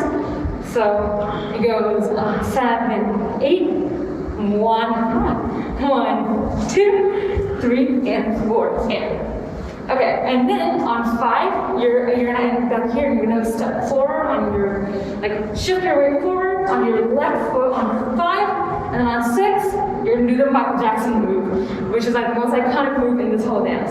So it's gonna be 3, 4, and then 5, 6, and then 7, 8. It's kind of a freestyle. You transition into the next move. So the next 8 counts are pretty simple. You're gonna start with moving to your right. Your left leg is gonna go behind your right, and your both your hands are gonna come down here to the bottom right. So this is the down part, okay? So just from first count, it's 1, 2, 3, 4, 5, and then put your left hand at your hip here, and your right arm is reaching up off to the clouds over there. And then that's on 5, and then on 6, 7, you're going to kind of bring it in like this. So you're gonna make a fist out of your hand every time and swipe across.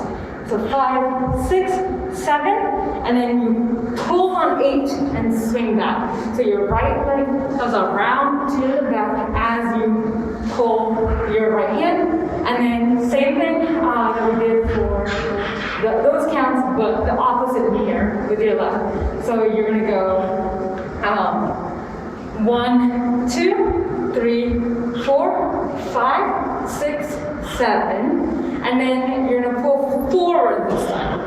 So it's just a mirror, first on my side, then on the left side, and then you pull forward. Altogether, it's gonna look like 1, 2, 3, 4, 5, 6, 7, 8. 1, 2, 3, 4, 5, 6, 7, 8. So after you pull forward, the next 8 counts are going to start with you moving forward again. So here you're going to step out with your left foot and put your right hand to the back. So it's going to be 1, and then opposite, 2, and then opposite again, 3. But this time you're going to point your hand. So it goes 1, 2, 3. And then you're going to also step out with your left leg there. And you're going to move to the music once again. And move your hips a little. So it's 1, 2, 3, 4, and then on 5, 6, you're going to be stepping forward with your right leg again, and then you're going to move again with your hips. This time you bring your hands kind of in a nice leisurely swipe. So it's 5, 6, and it's sit back down, kind of shuffle forward on 5, 6, and 7, 8, same thing. So 5, 6, 7, 8. Okay. And then after you do that, this is the easy part, and this is the fun part, you strike a pose. It can be any pose you want, and you're gonna do that for 4 counts. So you can strike it at the beginning or towards the end. You can follow along with your favorite BTS member.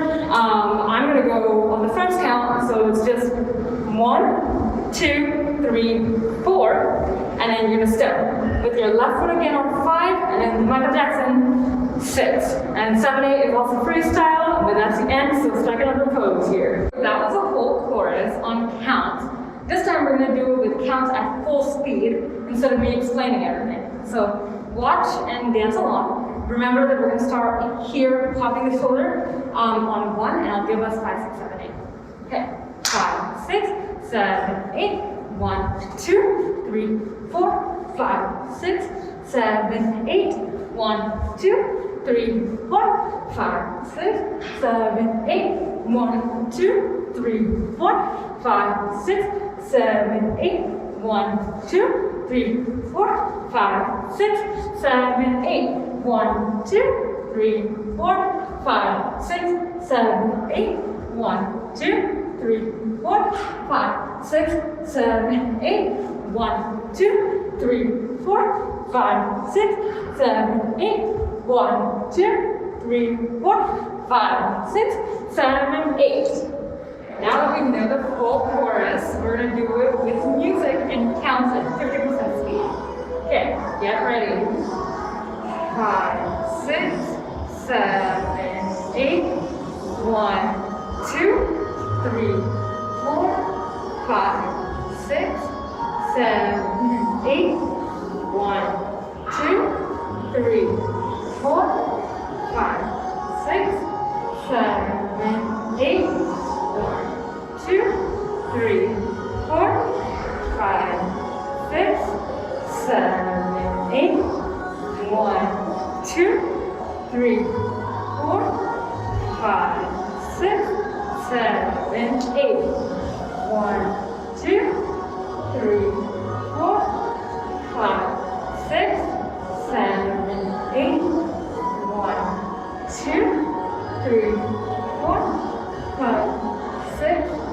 7, 8. 1, 2, 3, 4, 5, 6, 7, 8.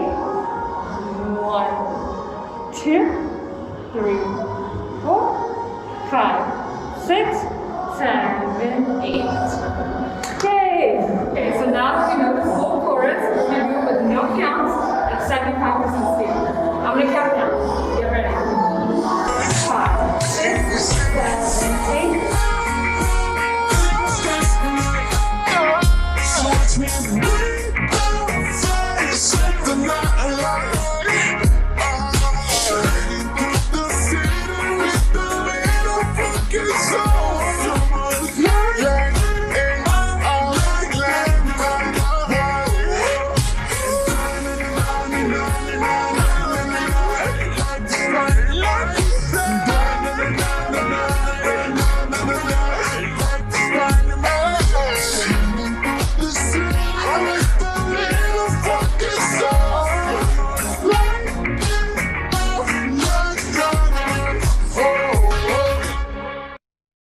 Okay, here's the whole product. The chorus is done by the BTS at 100% speed and no counts.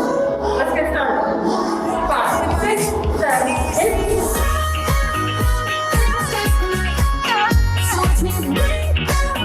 Set the night alight. Shining through the city with the little fucking soul.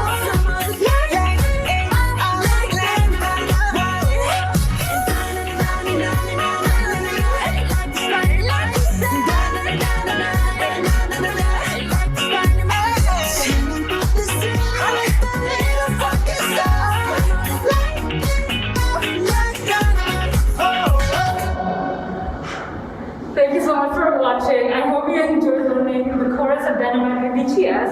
Once again, I'm Ishu Sento, one of the dance coordinators of Code. And please stay safe. Goodbye.